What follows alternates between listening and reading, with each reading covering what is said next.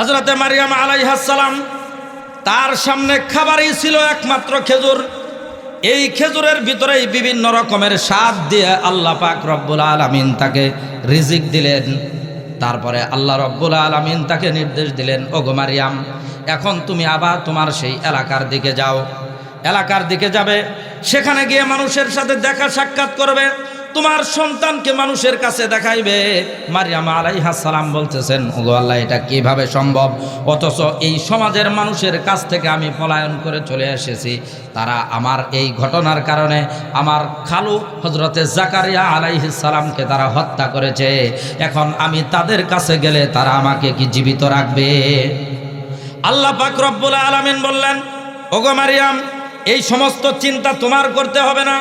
তুমি যাবে, মানুষের কাছে যাবে, লোকালয়ে যাবে, তারা তোমার কাছে যে ধরনের প্রশ্ন করবে, প্রশ্ন করার সাথে সাথে তুমি একটা মাত্র উত্তর দিবে, ফাকুলি ইন্নী নাযারতু লিররহমানি সাওমা ফালান উকাল্লিমাল ইয়াউমা ইনসিয়া। তোমার কাছে যে যা কিছু প্রশ্ন করবে তুমি শুধু একটা কথাই বলবা, যে আমি রোজা মান্যত করেছি, রোজা রাখছি। তোমাদের যা জিজ্ঞেস করার এই ছোট বাচ্চাকে জিজ্ঞেস করা। তিনি মানুষের কাছে গেলেন। আল্লাহ পাক রব্বুল আলামিন যেভাবে নির্দেশ দিলেন সেভাবেই তিনি করলেন।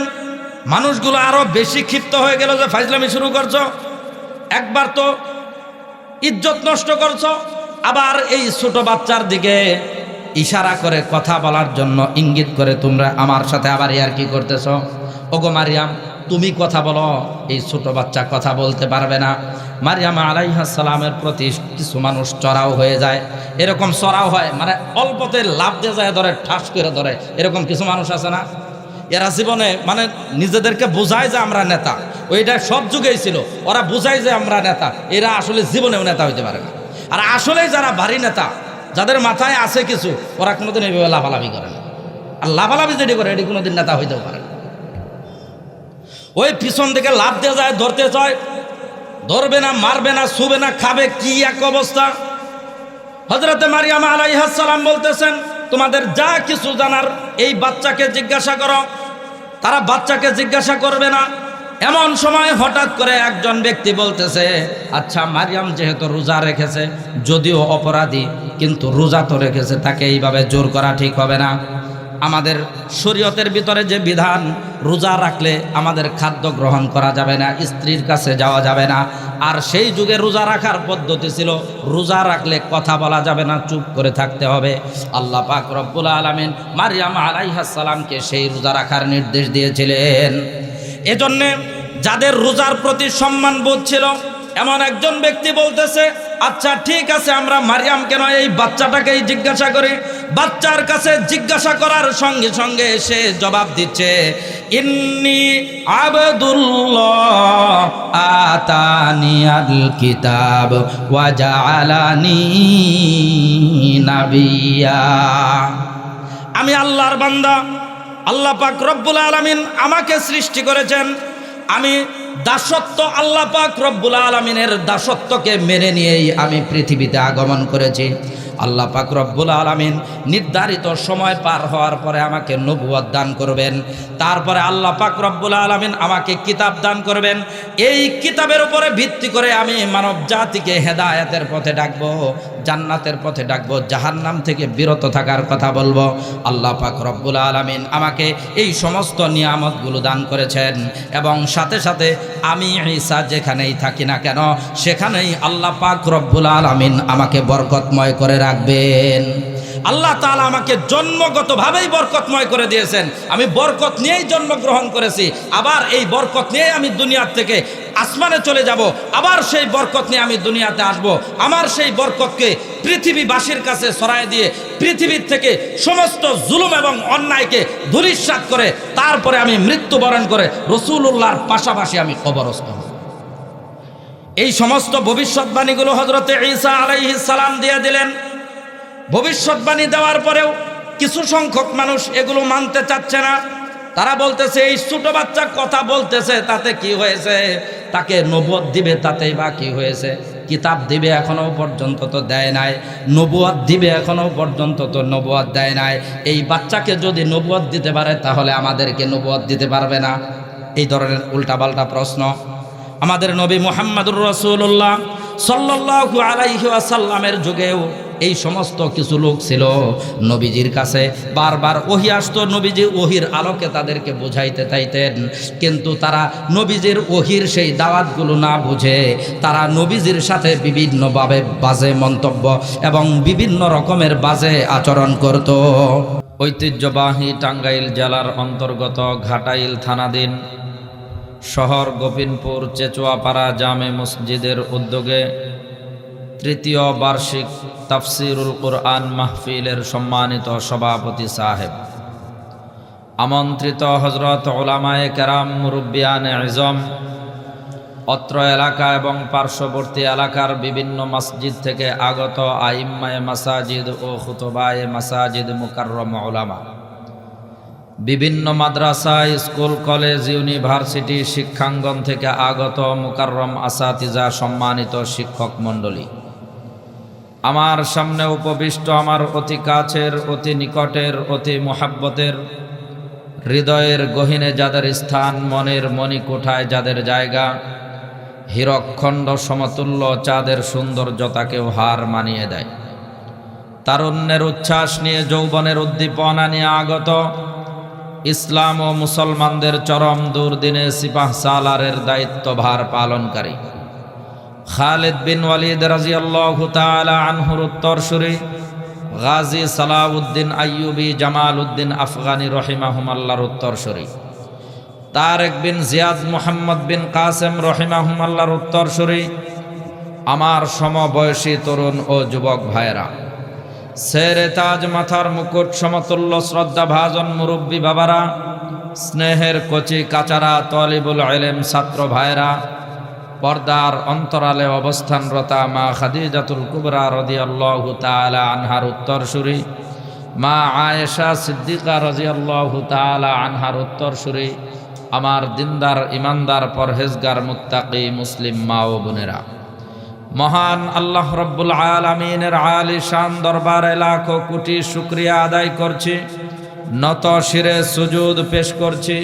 শ্রদ্ধায় সেজদা অবনত হচ্ছি, শির নত করছি, যে মহান মনিব আমাদেরকে অশান্তময় পৃথিবীর অশান্ত পরিবেশ থেকে, গুনাহে ভরপুর, পাপ পঙ্কিলতায় পরিপূর্ণ অন্ধকারাচ্ছন্ন সমাজের গৌর আধার থেকে, অমানিসা থেকে, জুলুমাত থেকে রহমতের হাত ছানি দিয়ে লাখো কোটি মুমিন মুসলমানদের মধ্য থেকে নির্বাচন করে আমার আপনার মতো অযোগ্য নালায়েক গুনাহগার বান্দাদেরকে দুনিয়ার মাটিতে নবী করিম সাল্লাল্লাহু আলাইহি ওয়াসাল্লামের ভাষায় বেহেশতের বাগানের মধ্যে উলামায়ে কেরামের মাজলিসে, কুরআনের মাহফিলে বা ওয়াক্ত বা আজমত বা মুহাব্বত শামিল হওয়ার তৌফিক দান করেছেন। এজন্য আপনারা খুশি না বেজার? কম না বেশি? উচ্ছ্বসিত কণ্ঠে হৃদয়ের সবটুকুন ভালোবাসা উজাড় করে দিয়ে আল্লাহ সুবহানাহু ওয়া তাআলার শিখানো ভাষায় শুকরিয়া আদায় করছি। জবান ছেড়ে দিয়ে সকলেই একযোগে বলছি আলহামদুলিল্লাহ। রব্বানা লাকাল হামদ হামদান কাসীরা তাইয়িবান মুবারাকান ফি। রব্বানা লাকাল হামদু কামা ইয়ানবাগি লিজালালি ওয়াজহিকা ওয়া আযীমি সুলতানিকা। আল্লাহ সুবহানাহু ওয়া তাআলা এই মাহফিলকে কবুল করুন। যে মসজিদের উদ্যোগে মাহফিল, মসজিদের ইমাম, মুয়াজ্জিন, মুসল্লি, কমিটি, হিতাকাঙ্ক্ষী সকলকে আল্লাহ পাক কবুল করুন। যাদের অক্লান্ত পরিশ্রমের বদলতে আজকের কুরআনের মাহফিলের এই পরিবেশ, আল্লাহ তাআলা তাদের পরিশ্রমকে কবুল করুন। অত্র এলাকার সমস্ত মানুষকে কবুল করুন। অত্র এলাকার সমস্ত মুর্দেগানের কবর আযাবকে আল্লাহ মাফ করুন। আল্লাহ পাক আমাদেরকে কুরআন থেকে হেদায়াত নেওয়ার তৌফিক দান করুন। আমরা এখানে কুরআন শুনতে এসেছি, সেই মর্মেই আমি আপনাদের মাঝে সূরাত আলে ইমরানের ৩৫ নং আয়াত তেলাওয়াত করেছি। মহান আল্লাহ তাআলা যদি তৌফিক দান করেন এর পূর্বাপর আরও কিছু আয়াত নিয়ে আপনাদের সামনে প্রধান বক্তা আসার পূর্ব মুহূর্ত পর্যন্ত সংক্ষিপ্ত সময়ে কিছু কথা বলার চেষ্টা করব। আল্লাহ পাক আমাদেরকে কথাগুলোর সঠিক মর্ম উপলব্ধি করা এবং আমল করার তৌফিক দান করুন, আমিন। আমার মূল আলোচনা শুরু করার পূর্বে আপনাদের সাথে একটু সখ্যতা তৈরি করার জন্য একটা গল্প বলি। আমার গল্পের সেই কথা হলো, একবার এক গরু মাঠে ঘাস খাইতেছে। মাঠে গরুতে ঘাস খাইতেছে, এর মধ্যে হঠাৎ করে ক্ষুধার্ত হিংস্র এক বাঘ গরুকে টার্গেট করছে। গরু বুঝতে পারছে যে আমাকে বাঘে টার্গেট করছে, যে কোনো মুহূর্তে শেষ করে দিবে। এটা বুঝতে পেরে গরু দিছে সামনের দিকে দৌড়, বাঘেও পিছনে পিছনে দৌড়। দৌড়াইতে দৌড়াইতে এক পর্যায়ে গরু গিয়ে ক্লান্ত হয়ে গেছে, এখন চিন্তা করতেছে যে আমি শেষ, বাঘ আমাকে ধরেই ফেলবে। এরই মধ্যে হঠাৎ করে সামনে তাকায় দেখে যে আর ১-২ কদম আগাইলেই সামনে একটা পুকুর, পুকুরের পানি শুকায় গেছে, এখন আছে শুধু কাদা। পুকুরের পাড়ে দাঁড়ায় চিন্তা করতেছে লাভ দিব না ধরা দিব। ধরা দিলে তো শেষ, লাভ দিলে তাও বাঁচার কিছু সম্ভাবনা আছে। বেশি সময় তো আর চিন্তা করার সুযোগ নাই, যেহেতু পিছনে বাঘ। অত লম্বা চিন্তা ভাবনা না করে দিছে পুকুরের মধ্যে লাভ দেওয়ার সাথে সাথে কাদার ভিতরে ডাইবে গেছে। কোনো রকম মাথাটাও পরে আছে, শ্বাস নিতেছে। বাঘেও দেখলো যে কিরে গরু, মরবি তো মরবি, ওই কাদার ভিতরে যায় মরার কি দরকার ছিল, উপরেই আমার হাতে মূর্তি। বাঘেও টার্গেট করে গরুর বরাবর লাভ দিছে, কিন্তু ঘটনাক্রমে টার্গেট মিস করে একটু দূরে যায় পড়ছে। যেহেতু কাদা, গরু ডাইবা গেছে, বাঘেও তো ডাইবা গেছে। এখন কাদার ভিতর থেকে আরেকজনের সাহায্য ছাড়া তো আর ওঠা সম্ভব না। গরুও আটকে গেছে, বাঘেও আটকে গেছে।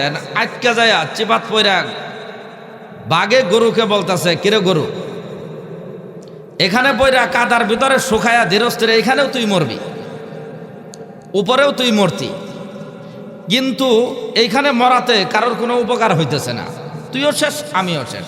কিন্তু উপরে যদি মরতি, তোর মরার কারণে আমি তোরে খাই আমার জীবনটা অন্তত বাঁচত। এখন তো দুইজনে মরলাম, লাভ কি হইল? গরু বাঘকে বলতেছে, কিরে বাঘ, তুই যে এই জঙ্গলে আসছস, তোরা কি কেউ রাইখা গেছে? যে না, আমারে সকালবেলায় একজনে রাইখা গেছে, আবার বিকালবেলায় নির্ধারিত সময়ে যখন আমি তার বাড়ি পর্যন্ত না যাব, সে আমাকে খোঁজার জন্য আসবে। খুঁজে না পাইলে, নির্ধারিত জায়গায় না পাইলে আশপাশে খোঁজা শুরু করবে। খুঁজতে খুঁজতে এক পর্যায়ে আমাকে এখান থেকে খুঁজে বের করবেন এবং উঠায় নিয়ে যাবে। তোর তো কোনো মালিক নাই, তোরে কেউ রাইখাও যায় না, তোরে কেউ নিয়েও যাবে না। বরং যখন আমার মালিক আইসা জানতে পারবে যে তোর কারণে আজকে আমার এই বেহাল দশা, সারাদিন ঘাস তো খাইতেই পারি নাই, কাদার ভিতরে কষ্ট করছি, মালিক এটা জানার সাথে সাথে তোকে ইচ্ছামতো পিটানি দিবে, তারপরে আমাকে এখান থেকে উঠায় নিয়ে যাবে। তখন তোর কি অবস্থা হবে এটা চিন্তা কর। ঘটনাক্রমে কতক্ষণ পরে যখন সন্ধ্যা ঘনিয়ে আসলো, মালিক গরু খোঁজার জন্য আসছে। আইসা গরু না পায়া খুঁজতে খুঁজতে পুকুর পাড়ে আসছে। আইসা দেখে যে গরুর এই অবস্থা। কিরে গরু, তোরে রাইখা গেছিলাম কোথায়, আর এইখানে কেন? মালিক, প্রতিদিনের মতো ঘাস খাচ্ছিলাম, খাবার খাচ্ছিলাম, কিন্তু এই যে ও টার্গেট করছে, জীবন বাঁচানোর তাগিদে কাদার ভিতরে লাভ দিছে, এখন আমারে উঠায় নেন আর ওরে শায়েস্তা করেন। মালিক নিজের গরু আগে না উঠায় লাঠি একটাই না, ইচ্ছা মতো বাঘকে পিটাইয়া তারপরে গরুকে উঠায় নিয়ে যাইতেছে। তখন গরু যায় আর বলে, কিরে বাঘ, আগেই বলছিলাম না আমার একজন মালিক আছে যিনি আমাকে এখানে রাইখা গেছেন, আবার সময় মতো তিনি আমাকে না পাইলে উঠায় নিয়ে যাবেন, কিন্তু তোর কি অবস্থা হবে সেটার হিসাব কর। এখন এই যে বাঘ আর গরু চতুষ্পদ জন্তু অবলা প্রাণী, এগুলো তো একটা গল্প বললাম। এখন গল্পকে গল্পের মতো করেই যদি শুনে সময় শেষ করি তাহলে কোনো লাভ আছে? এখানেও আমাদের জন্য শিক্ষার কিছু না কিছু আছে। চতুষ্পদ একটা জন্তু, সে নিজে বুঝতে পারছে যে সকালবেলা আমার মালিক আমাকে এখানে রেখে গেছেন, আবার বিকালবেলা সময় মতো তিনি আমাকে উঠায় নিয়ে যাবেন, আমাকে তিনি উদ্ধার করবেন। এখন আপনাদের কাছে আমার জিজ্ঞাসা হলো, চতুষ্পদ জন্তুকে আল্লাহ উত্তম করে সৃষ্টি করেছেন না মানুষকে উত্তম করে সৃষ্টি করেছেন? তাহলে আমাদেরও একজন মালিক আছে না নাই? সেই মালিকের নাম কি? আরো জোরে বলেন, সেই মালিকের নাম কি? সেই আল্লাহ তাআলার পরিচয়গুলো নিয়ে আলোচনা করা হয় এই সমস্ত কোরআনের মাহফিলে। এখন আপনাদের পেরেশানি থাকতে পারে যে এত বিশাল বড় একটা এলাকা, এত সুন্দর লাইটিং, এত সুন্দর মাইকিং, তারপরেও মানুষজন আসতেছে না, এর কারণটা কি? এর আগ পর্যন্ত, এই বছরের আগ পর্যন্ত আমি মাহফিলে মানুষকে ডাকছি, আর এখন থেকে উল্টা করি, মানুষকে আসতে না করি। গতকালকেও মাহফিল ছিল, ঘটনাক্রমে ওখানে প্রধান বক্তা আমার দিছেই রাত্রে 11:30টায়। 11:30টার সময় এখন মানুষের ডাইকা মাহফিল আইনা তাদের ঘুম নষ্ট করব, ফজরের নামাজ নষ্ট করব, এজন্য যারা সামনে ছিল এদেরকে বলছি যার যার যাইতে মন চায় আগে যায় না, যে কয়জন থাকবো ওই কয়জনের কিছু বলবো। তা আপনারাও চিন্তা করতে পারেন যে এত বিশাল আয়োজনের মধ্যে আমরা অর্ধেক মাঠের ভিতরে কিছু লোক বসছে আর বাকি লোক আসতেছে না কেন? হাদিসে কুদসি, কিয়ামতের ময়দানে আল্লাহ পাক রব্বুল আলামিন আমাদের আদি পিতা, তার নাম কি? আদম আলাইহিস সালামকে আল্লাহ তাআলা ডাক দেয়া বলবেন, হে আদম, তোমার সন্তানদের মধ্য থেকে জাহান্নামের অংশ পাঠাও। আদম আলাইহিস সালাম আল্লাহ তাআলাকে জিজ্ঞাসা করবেন, ওগো আল্লাহ, জাহান্নামের অংশ কতটুকু? আল্লাহ তাআলা জবাব দিবেন, জাহান্নামের অংশ হলো তোমার সৃষ্টির পর থেকে নিয়ে কিয়ামতের পূর্ব মুহূর্তে যেই মানুষকে সর্বশেষ দুনিয়াতে পাঠানো হয়েছে, এদের ভিতর থেকে পার্সেন্টেজ হারে প্রতি 1000-999 জন হলো জাহান্নামী আর একজন জান্নাতি। এই কথা শোনার সাথে সাথে আদম আলাইহিস সালাম চিন্তায় এত ব্যবহার হবেন, তার চেহারার ভিতরে চিন্তার ছাপ এত স্পষ্টভাবে প্রকাশ পাবে, তিনি চিৎকার করে সেজদায় লোটায়া পড়বেন আর বলতে থাকবেন, ইয়া নাফসি ইয়া নাফসি, ওগো আল্লাহ, আমার সন্তানদের কি অবস্থা হবে সেটা পরের কথা, আমার কি অবস্থা হবে? আমি কি জান্নাতে যাইতে পারবো? এখন আপনারা যে কয়জন আছেন, এখন প্রতি 1000 এই পুরা শহর গোবিন্দপুর এলাকা হিসাব করে দেখেন কম আসছেন না বেশি আসছেন? এজন্য যারা বাহিরে আছে ওরা বাহিরেই থাক, আমরা সবাই মিলা মাহফিলের শেষে দোয়া করব, আল্লাহ যারা মাহফিলে আসে না ওদেরকে যেন আল্লাহ ওই চাষটলের ভিতরে আর দোকানের ভিতরে যেদিন হায়াত শেষ হবে ওই দিন যেন ওই রকম জায়গায় ওদেরকে মৃত্যু দেয়, ওদের মাহফিলে আসার দরকার নাই। তাছাড়া আর কি করব? সারা দিন ডাকেন, ওরা আসবে না। আল্লাহ তাআলা এই সমস্ত কোরআনের মাহফিলগুলো, কোরআনের আলোচনাগুলো সবাইকে শোনার সৌভাগ্য দেন না।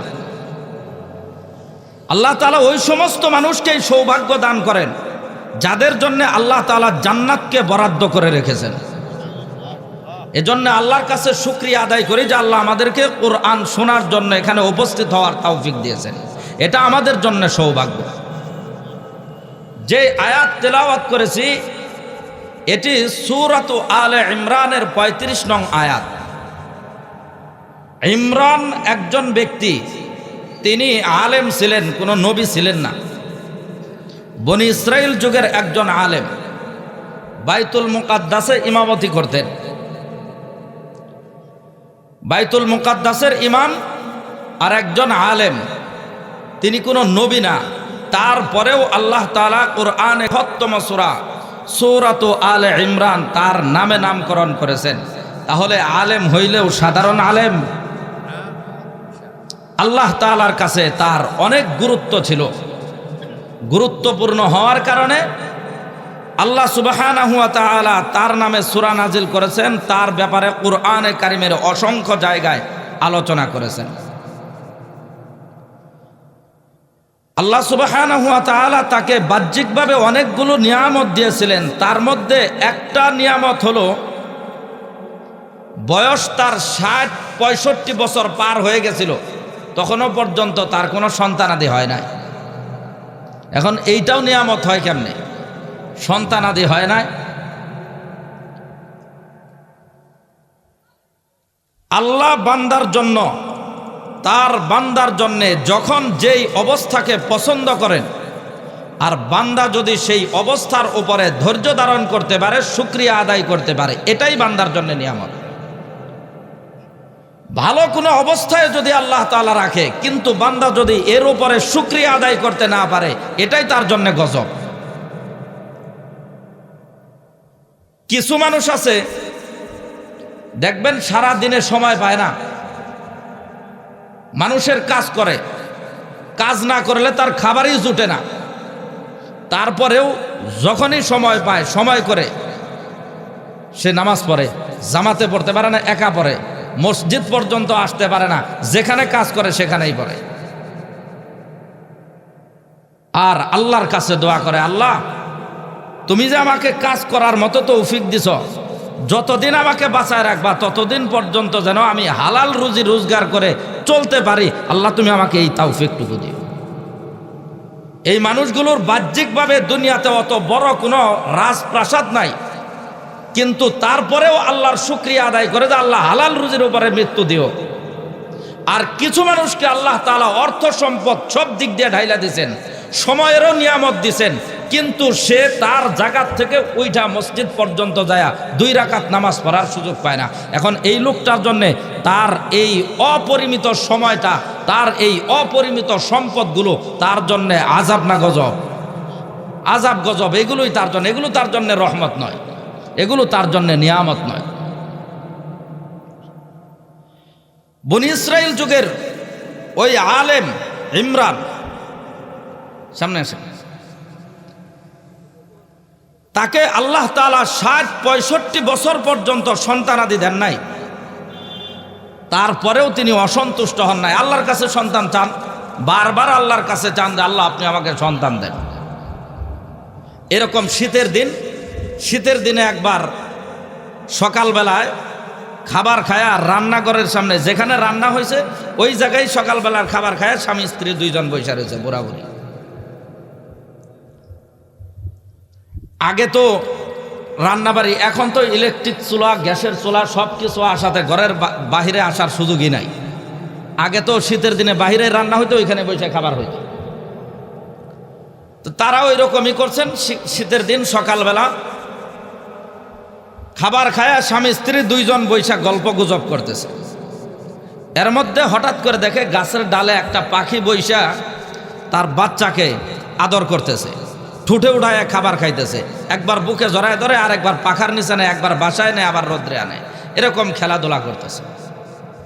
এই দৃশ্য দেখে এই হযরতে ইমরানের স্ত্রী, তার নাম ছিল হান্না, হান্না ওই দৃশ্যটা দেখে একেবারে আবেগ আপ্লুত হয়ে পড়ছেন যে আল্লাহ, একটা অবুঝ পাখি, এই পাখিকে তুমি বাচ্চা দিছ, সে তার বাচ্চাকে কত সুন্দর করে আদর যত্ন করতেছে, লালন পালন করতেছে, ঠুটে উঠায় খাবার খাইতেছে, পালকের নিচে নিয়ে দিতেছে।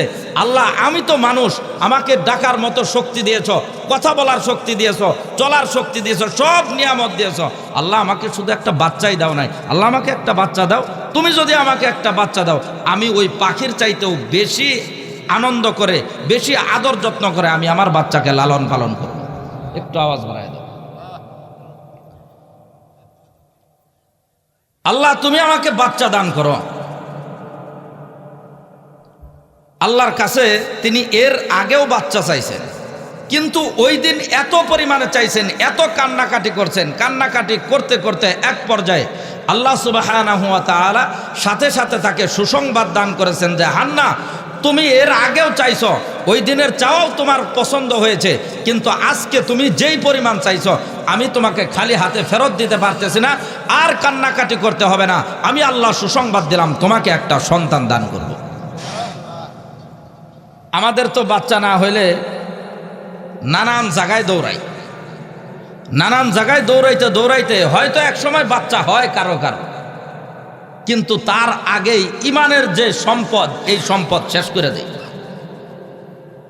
শিরকি, কুফরি, নেফাকি, এমন কোনো অন্যায় নাই যা আমরা করি না।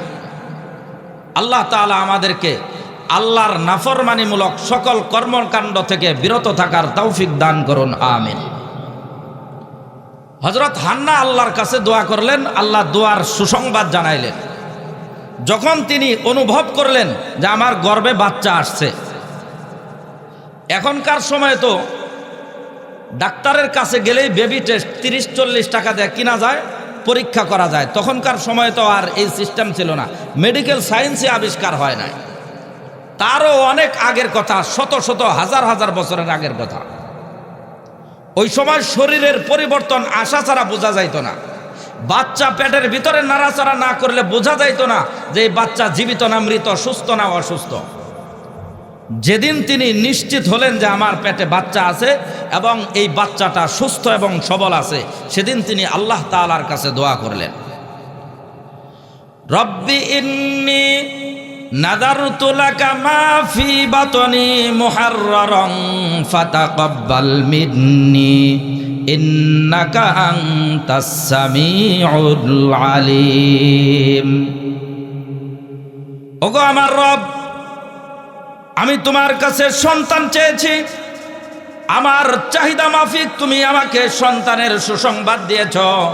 আজকে আমি নিশ্চিত হলাম একজন সুস্থ সবল সন্তান আমার গর্ভের ভিতরে আছে। ওগো আল্লাহ, তোমার কাছে আমি অত্যন্ত আনন্দিত, অনেক খুশি হয়েছি, এবং এই খুশির নজরানা স্বরূপ আজকে আমি মান্যত করলাম, আমার এই সন্তান জন্মগ্রহণ করার পরে আমি তাকে দিয়ে আমার ব্যক্তিগত কোনো কাজে ব্যবহার করব না, আমার পরিবারের কোনো কাজে ব্যবহার করব না, আমার সংসারের কোনো কাজে ব্যবহার করব না, বরং আমার এই সন্তানকে তোমার ঘর বাইতুল মুকাদ্দাসের খাদেম হিসাবে ওয়াকফ করে দিব। আল্লাহর কাছে এই কথা বলার সঙ্গে সঙ্গে আল্লাহ তাআলা কবুল করলেন। মান্যত কবুল হলো। সময় অতিবাহিত হওয়ার পর নির্ধারিত সময়ে আল্লাহ পাক রব্বুল আলামিন একদিন তাকে বাচ্চা দান করলেন। সন্তান দুনিয়াতে আসলো। আসার পরে তিনি তো মনে মনে কল্পনা করেছিলেন, আল্লাহর কাছে আশা করেছিলেন যে আল্লাহ তাআলা আমাকে ছেলে সন্তান দিবেন, এজন্যই মসজিদের খাদেম হিসাবে ওয়াকফ করেছেন। কিন্তু ঘটনাক্রমে দেখা গেল যে বাচ্চা জন্মগ্রহণ করেছে সেটা কোনো ছেলে সন্তান নয়, মেয়ে সন্তান। এজন্যে তিনি চিন্তায় ব্যাকুল হয়ে গেলেন, এই মেয়েকে দিয়ে কিভাবে মসজিদের খেদমত করাবে, মসজিদের কাজ করাবে। এটা তো অন্যান্য কোনো গ্রামের কোনো সাধারণ মসজিদ না যে হঠাৎ করে একবার যায় কাজ করে চলে আসবে। বাইতুল মুকাদ্দাস সেটা সারা পৃথিবীর দ্বিতীয় বৃহত্তম মসজিদ। তৎকালীন সময়ে এই বাইতুল মুকাদ্দাস ছিল সারা দুনিয়ার কাবা। এখন যেরকম আমরা মক্কার দিকে ফিরে ইবাদত বন্দিগি করি, নামাজ পড়ি, রুকু সেজদা করি, আর তখনকার সময়ে বাইতুল মুকাদ্দাসের দিকে ফিরে মানুষ নামাজ পড়তো, ইবাদত বন্দিগি করত, আর সারা পৃথিবীর মানুষ সেই বাইতুল মুকাদ্দাসে সফর করত। এজন্যে হযরতে হান্না অত্যন্ত পেরেশানি হয়ে গেলেন, আমার এই সন্তানকে দিয়ে কিভাবে বাইতুল মুকাদ্দাসের খেদমত করাবো। আল্লাহ পাক রব্বুল আলামিনের কাছে তিনি বললেন, ফালাম্মা ওয়াদাআতহা ক্বালাত রব্বি ইন্নী ওয়াদাতুহা উনসা ওয়াল্লাহু আ'লামু বিমা ওয়াদাআত ওয়া লাইসা যাকারু কাল উনসা। ওগো আল্লাহ, আমার যে সন্তান হয়েছে, আমার তো আশা ছিল যে একটা ছেলে সন্তান জন্ম নেবে, এই সন্তানকে দিয়ে মসজিদের খেদমত করাবো, তোমার সন্তুষ্টি অর্জন করব। কিন্তু আমি তো ছেলে সন্তান জন্ম দেই নাই, আমার গর্ভ থেকে যে সন্তান জন্মগ্রহণ করেছে এটা একটা মেয়ে সন্তান।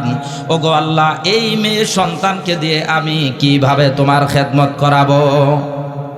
আল্লাহ পাক রব্বুল আলামিন বলতেছেন, ওয়াল্লাহু আ'লামু বিমা ওয়াদাত, তুমি যে সন্তান জন্ম দিয়েছো এটা তো তোমার দৃষ্টির সামনে আসার পরে তুমি বুঝতে পারলে যে এটা ছেলে না মেয়ে, কিন্তু আমি আল্লাহ তাআলা এই সন্তান জন্ম নেওয়া নয়, সে গর্ভে আসা নয়, বরং তোমার জন্মেরও পূর্বে এমনকি তোমাদের আদি পিতা আদম আলাইহিস সালামকে সৃষ্টির পূর্বে আলমে আরওয়াহতে যেদিন আমি সমস্ত প্রাণীদের রূহ সৃষ্টি করলাম, সেদিনই আমি সিদ্ধান্ত নিয়েছি এই সমস্ত পরিক্রমাগুলো অতিক্রম করার পরে তোমার গর্ভে একটা সন্তান দেব, আর এই সন্তান পাওয়ার সাথে সাথে তুমি মান্যত করবে, তারপর তোমার যে সন্তান জন্ম নেবে সেটা কোনো ছেলে সন্তান হবে না, সেই সন্তান হবে একটা মেয়ে সন্তান। ওগো হান্না, চিন্তার কোনো কারণ নাই, আমি আল্লাহ তাআলা তোমার মান্যতকে কবুল করেছি, তোমার মান্যতকে আমি সন্তুষ্ট চিত্তে কবুল করে নিয়েছি। আমি এই মেয়ে সন্তানকে দিয়ে এই বাইতুল মুকাদ্দাসের খেদমত করাবো, এমনকি এই বাইতুল মুকাদ্দাসে যত খাদেম আছে তাদের সকলের চাইতে ভিন্নভাবে মর্যাদা দিয়ে আমি তোমার এই মেয়ে সন্তানকেই সারা পৃথিবীর মানুষের কাছে সম্মানিত করে দেব। এখন তোমার ছেলে হলো না মেয়ে হলো এটা নিয়ে চিন্তার কোনো কারণ নাই। আপনাদের কাছে আমার এখান থেকে একটা বিষয় জানার হলো, এই যে হান্না তার মেয়ে হওয়ার কারণে যে চিন্তা করলেন, এই চিন্তাটা কি ছেলে না মেয়ে? ছেলে হইল কেন, ছেলে কেন হইল না, মেয়ে হইল কেন? এটাকে বিবাহ দিব কিভাবে, কার কাছে বিয়ে দেব, কি খাওয়াবো, কি পড়াবো, এজন্য চিন্তা করছেন? চিন্তা করছেন যে মসজিদের খেদমত কিভাবে করাবো, এই একটা কারণে, অন্য কোনো কারণে নয়। কিন্তু আমাদের অবস্থা, যদি ছেলের চাহিদা থাকে আর যদি হইল মেয়ে, ওরে দিয়া কি করবে, কিভাবে কি করবে, বড় করবে কেমনে, এই চিন্তা ভাবনা সব বাদ, খুঁজি নিতে যায় না, দেখতেই যায় না। আল্লাহ তাআলা আমাদেরকে বুঝার তৌফিক দান করুন। ছেলে হোক মেয়ে হোক, এগুলো আল্লাহর পক্ষ থেকে নিয়ামত। এমন তো বহু মানুষ আছে যাদের কিছুই হয় না, ওরা কি নিয়ে চলে? আল্লাহ পাক রব্বুল আলামিন হযরতে হান্নাকে বলতেছেন, ওগো হান্না, তোমার মেয়েকে দিয়ে কিভাবে বাইতুল মুকাদ্দাসের খেদমত করাবে এটা নিয়ে চিন্তা করতে হবে না। যেহেতু তোমার সন্তান হয়েছে, এই সন্তান হওয়ার পরে অভিভাবকদের কিছু দায়িত্ব থাকে, তুমি সেই দায়িত্ব পালন করো।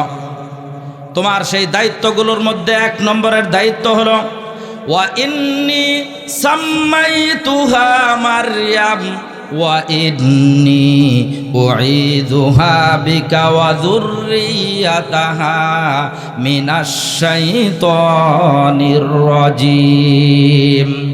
তোমার 1 নম্বরের দায়িত্ব হলো, তোমার এই সন্তানকে যেন শয়তান কোনোভাবেই প্রভাবিত না করতে পারে, এজন্যে এই সন্তানের ব্যাপারে আল্লাহর কাছে আশ্রয় প্রার্থনা করো। রাসূল সাল্লাল্লাহু আলাইহি ওয়াসাল্লাম সন্তানকে শয়তান থেকে আশ্রয় প্রার্থনার পদ্ধতি শিক্ষা দিয়েছেন।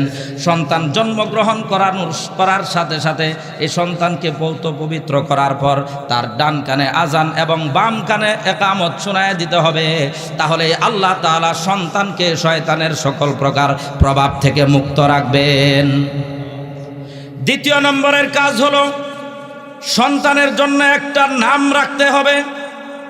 নাম রাখার বেলায় এই বিষয়টা লক্ষ্য করতে হবে, নাম শুনেই যেন বোঝা যায় যে এটা ছেলে না মেয়ে, মুসলিম না অমুসলিম।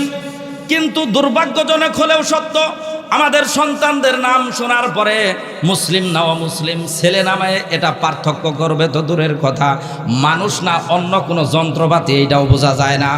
এমন মানুষ নাই? এরকম নাম নাই? নাম রাখে বুলেট, বিপ্লব। এই হিন্দুরা মুসলমান বুঝবেন কি দিয়া? লিপি, চিঠি, রিপন, মিলন, এগুলো দিয়ে হিন্দু মুসলমান পার্থক্য করবেন কিভাবে? শেফালি, আমাদের এলাকায়, আমার বাড়ি তো গোপালপুর থানা, কিন্তু ধনবাড়ি থানায় এক হিন্দু আছে, আমাদের এলাকায় এখনও পর্যন্ত চুল কাটে। এই লোকের মেয়ের নাম হলো শেফালি, আর আমাদের মুসলমানদের মেয়েদের নাম রাখি শেফালি। এজন্যে অভিভাবকদের দায়িত্ব হলো সন্তানের নাম রাখতে গিয়ে দুইটা জিনিস যেন পার্থক্য করা যায়। 1 নম্বর ছেলে না মেয়ে, 2 নম্বর মুসলিম না অমুসলিম, এটা যেন পার্থক্য করা যায়। যদি পার্থক্য করতে না পারে, এজন্য এই নামের বিষয়ে যদি আল্লাহ কিয়ামতের ময়দানে জিজ্ঞাসা করেন, প্রত্যেক অভিভাবক দায়ী হবে, এজন্য সন্তানেরা দায়ী হবে না।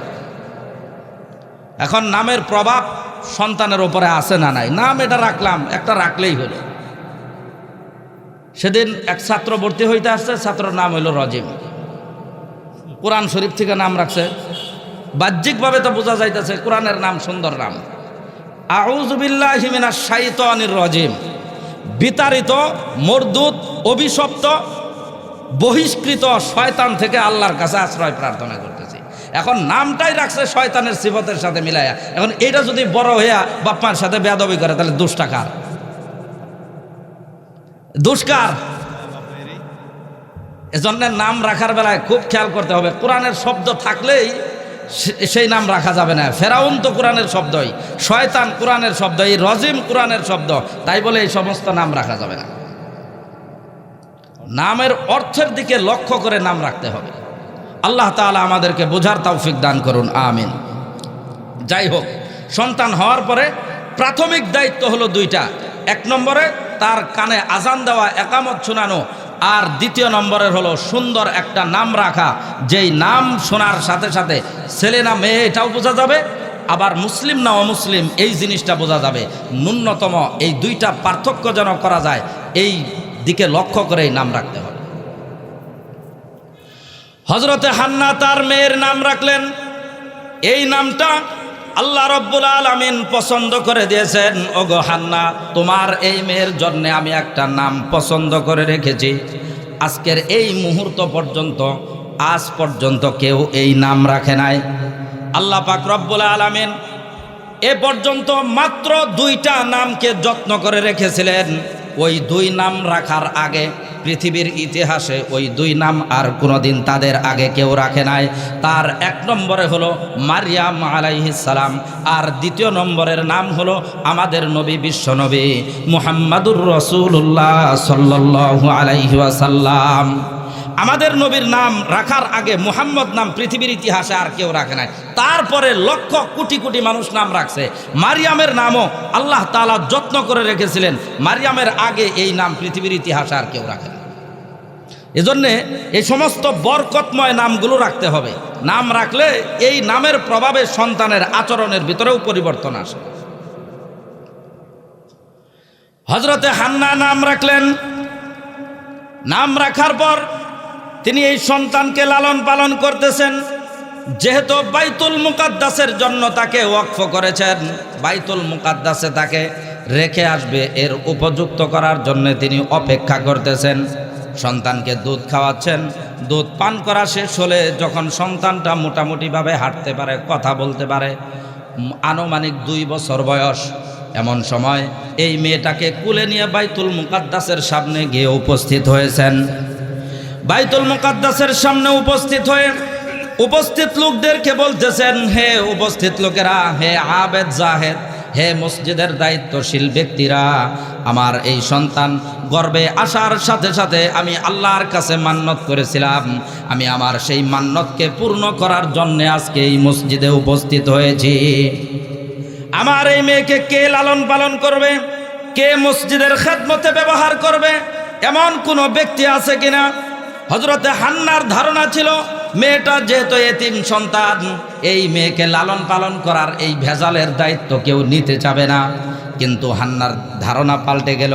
যখনই তিনি এই কথা জিজ্ঞাসা করলেন, সাথে সাথে অনেক মানুষ একের পর এক এসে বলতেছে, তোমার মেয়েকে আমাকে দাও, আমি লালন পালন করব, আমাকে দাও, আমি লালন পালন করব। আরেকজন এসে বলতেছে, আমাকে দাও, আমি লালন পালন করব।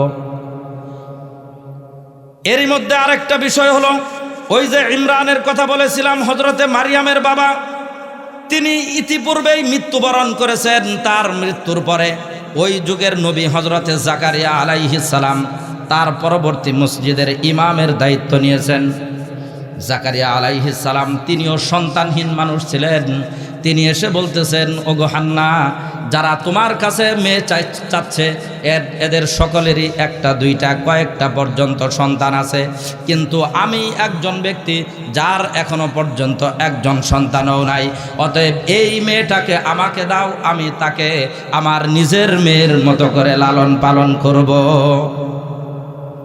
অন্যরা বলতেছে, ওগো হান্না, যেই ব্যক্তি এত সুন্দর করে দাবি করলো সে আমাদের নবী, এটা তার প্রতি আল্লাহর একটা নিয়ামত। সে মসজিদের ইমাম, এটাও আল্লাহর একটা নিয়ামত। আমরা সবাই তাকে যথাযোগ্য সম্মান করি, এটাও তার নিয়ামত। আল্লাহর অনেকগুলো নিয়ামত তার উপরে বাহ্যিকভাবে অভ্যন্তরীণভাবে আছে। এই ব্যক্তিকে আল্লাহ তাআলা অনেকগুলো নিয়ামত দিয়েছেন, অতএব সে তো নিয়ামত পেয়ে এমনিতেই তুষ্ট আছেন। আবার এই মেয়েটাকেও যদি তাকে দিয়ে দাও তাহলে সব কিছু তো সে একাই পাইল, আমরা কি পাবো? অতএব সে তো নবুয়তের মর্যাদা পেয়েছে, ইমামতির মর্যাদা পেয়েছে, এখন এই মেয়েটাকে লালন পালন করার মর্যাদা তুমি আমাকে দাও। কেউ দাবির থেকে পিছিয়ে আসছে না। এক পর্যায়ে তাদের ভিতরে অনেক কথাবার্তার শেষে সিদ্ধান্ত হলো যে এখন লটারি হবে। এই লটারিতে যে ব্যক্তি জিতে যাবে সেই ব্যক্তি এই মারিয়ামকে লালন পালন করবে, মারিয়ামকে লালন পালন করবে। লটারিতে জিততে হবে। এখন লটারি হবে কোন পদ্ধতিতে? একটা তামার কলম, তামা বা পিতল, এই পিতলের কলমের ভিতরে যে যে লটারির প্রার্থী সবাইকে যার যার নাম খোদাই করে জমা দিতে হবে। এই কলমগুলো এক জায়গায় রাখবে, রাখার পরে সেখান থেকে একটা শিশু বাচ্চাকে দিয়ে কলম ওঠানো হবে। এই শিশু বাচ্চা যেই একটা কলম উঠাবে, ওই কলমের ভিতরে যার নাম থাকবে সেই ব্যক্তি লটারির ভিতরে বিজয়ী হবে এবং সেই ব্যক্তি মারিয়ামকে লালন পালন করবে। এইভাবে লটারি হলো। ঘটনাক্রমে এই লটারিতে হযরতে জাকারিয়া আলাইহিস সালাম জিতে গেলেন। লটারিতে অংশগ্রহণকারী সবাই বলতেছে, না আমরা এই লটারি মানি না, আবার লটারি দিতে হবে। দ্বিতীয়বারের সিদ্ধান্ত হলো তাহলে লটারি আর এরকম সহজভাবে হবে না। এই যে বাইতুল মুকাদ্দাসের সামনে একটা নদী আছে, এই নদীর ভিতরে কলমগুলো নিক্ষেপ করব। যার কলমগুলো এই নদীর স্রোতের সাথে ভেসে যাবে সে লটারিতে পরাজয় বরণ করবে, আর যার কলমটা নদীর স্রোতের উল্টা দিকে যাবে সেই ব্যক্তি লটারিতে জিতে যাবে। কলমগুলো কিসের বলছিলাম? তামা পিতলের। উল্টা দিক আর সোজা দিক সেটা পরের কথা। পানির ভিতরে ছাড়লে কলম কি বাইসা থাকবে না ডুবে যাবে? ডুবে যাবে, ফালানোর সাথে সাথে ডুবে যাবে, এটা স্বাভাবিক। সে লটারিতে বিজয় হবে। সিদ্ধান্ত অনুপাতে সবগুলো কলম নদীর ভিতরে নিক্ষেপ করা হলো। যারা যারা লটারিতে অংশগ্রহণ করবে সকলের কলম নদীতে নিক্ষেপ করা হলো। নদীতে নিক্ষেপ করার পরে সবগুলো কলম স্রোতের উল্টা দিকে যায়, আর একটা মাত্র কলম, সবগুলো কলম স্রোতের সাথে ভেসে যায়, আর একটা মাত্র কলম স্রোতের উল্টা দিকে যায়। সেই কলমটা উঠায় দেখে যার ভিতরে নাম ছিল হযরতে জাকারিয়া আলাইহিস সালাম। এইবারেও বলতেছে, না আমরা এই লটারি মানি না, আবার লটারি দিতে হবে। আবার লটারি কিভাবে দিবে? এখন তারাই সিদ্ধান্ত দিচ্ছে যে এইবার হলো শেষ লটারি, এই তৃতীয়বার ফাইনাল লটারিতে যে ব্যক্তি বিজয় অর্জন করবে সেই ব্যক্তি মারিয়ামকে লালন পালন করবে। এখন সেই লটারির পদ্ধতি হলো কলম যারা যেগুলো উজান দিকে যাবে তারা লটারিতে হেরে যাবে, আর যেটা স্রোতের সাথে ভেসে যাবে সেই ব্যক্তি লটারিতে জিতবে। কলম নিক্ষেপ করা হলো, সবগুলো স্রোতের উল্টা দিকে যায়, একটা মাত্র স্রোতের সোজা দিকে যায়। আর এই একটা মাত্র কলমের মালিক যিনি ছিলেন তিনি হলেন হযরতে জাকারিয়া আলাইহিস সালাম। জাকারিয়া আলাইহিস সালাম হযরত মারিয়াম আলাইহিস সালামকে কোলে নিলেন। কোলে নিয়ে আনন্দ চিত্তে বাড়ির দিকে যাচ্ছেন। বাড়ির দিকে যাইতে যাইতে একবারে গেটের কাছে গেলেন।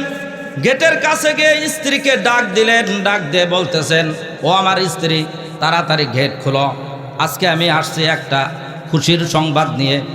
স্ত্রী বলতেছেন, স্বামী হে, আপনি তো অন্য দিনও ভিতরে আসেন, অনেক সুসংবাদ নিয়ে অনেক দিন এসেছেন, কোনো দিন তো আপনি এইভাবে আসেন না, এইভাবে কথা বলেন না। আজকে এমন কি খুশির সংবাদ যা আপনি ভিন্নভাবে ভিন্ন রঙে বলতেছেন? ওগো স্বামী, আপনি দয়া করে একটু বলুন। স্বামী বলতেছে, আগে গেট খুলো তারপরে বলবো। স্ত্রীও একটু খুনসুটি করে বলতেছে, না স্বামী আগে বলেন তারপরে গেট খুলবো। দুইজনের মধ্যে একটু কথাবার্তা হওয়ার পরে তারপরে গেট খুলে বলতেছেন, ওগো স্ত্রী, এই যে দেখো আল্লাহ পাক রব্বুল আলামিন অনেক কষ্টের পরে, অনেক পরীক্ষা নিরীক্ষার পরে এই মেয়েটাকে আমাকে দান করেছেন। এই মেয়েকে আমরা আমাদের নিজেদের মেয়ের মতো করে লালন পালন করব।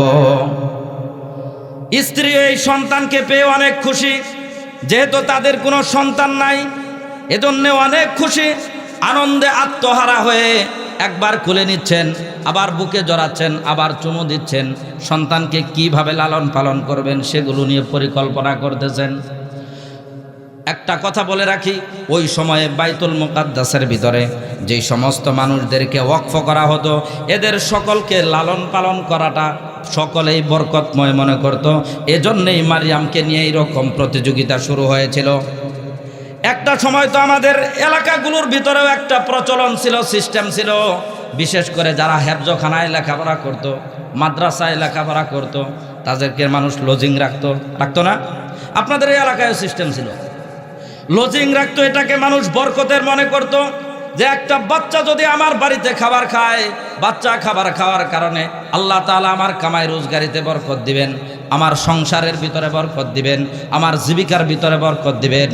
কিন্তু দুর্ভাগ্যজনক হলেও সত্য, আমরা এমন এক সময়ে দুনিয়াতে এসেছি, এই সময়টাতে মানুষ লজিং রাখবে, অন্যকে খাবার দিবে, মেহমানদারি করবে তো দূরের কথা, এই শীতের দিনে নিজের বৃদ্ধ বাপ মায়ের খোঁজ খবর নেওয়ার প্রয়োজনটুকু মনে করে না।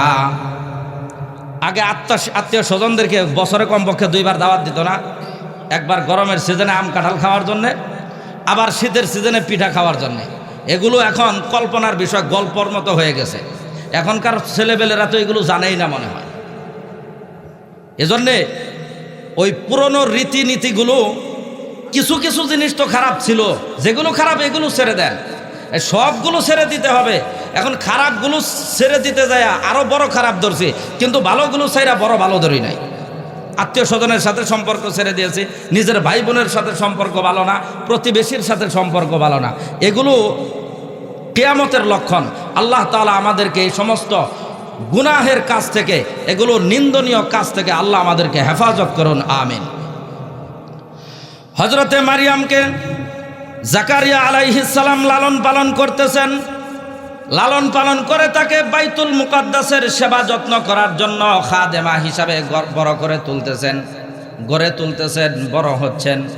এক পর্যায়ে যখন হযরতে মারিয়াম আলাইহিস সালামের বয়স 6-7 বছর বয়স, এখন তিনি ভালো মন্দ বোঝা শুরু করেছেন। এই সময়ে হযরত জাকারিয়া আলাইহিস সালাম চিন্তা করলেন, মেয়ে তো আমাদের এতদিন পর্যন্ত আমাদের সাথে থেকেছে, সে ভালো মন্দ কিছুই বুঝতো না, এখন সে ভালো মন্দ বোঝা শুরু করেছে, এখন আর তাকে আমাদের সাথে রাখা যাবে না। কারণ স্বামী স্ত্রীর এমন পার্সোনাল অনেকগুলো বিষয় আছে যেগুলো ভাঙ্গা বুঝাইলে আর ওয়াজ করার দরকার নাই। ছেলে মেয়েদেরকে উপযুক্ত সময় হলে আলাদা বিছানায়, আলাদা রুমের ভিতরে রাখতে হবে। এটা রাসূলুল্লাহর শিক্ষা, এটা মানবতারও দাবি, এটা মনুষ্যত্ববোধের দাবি।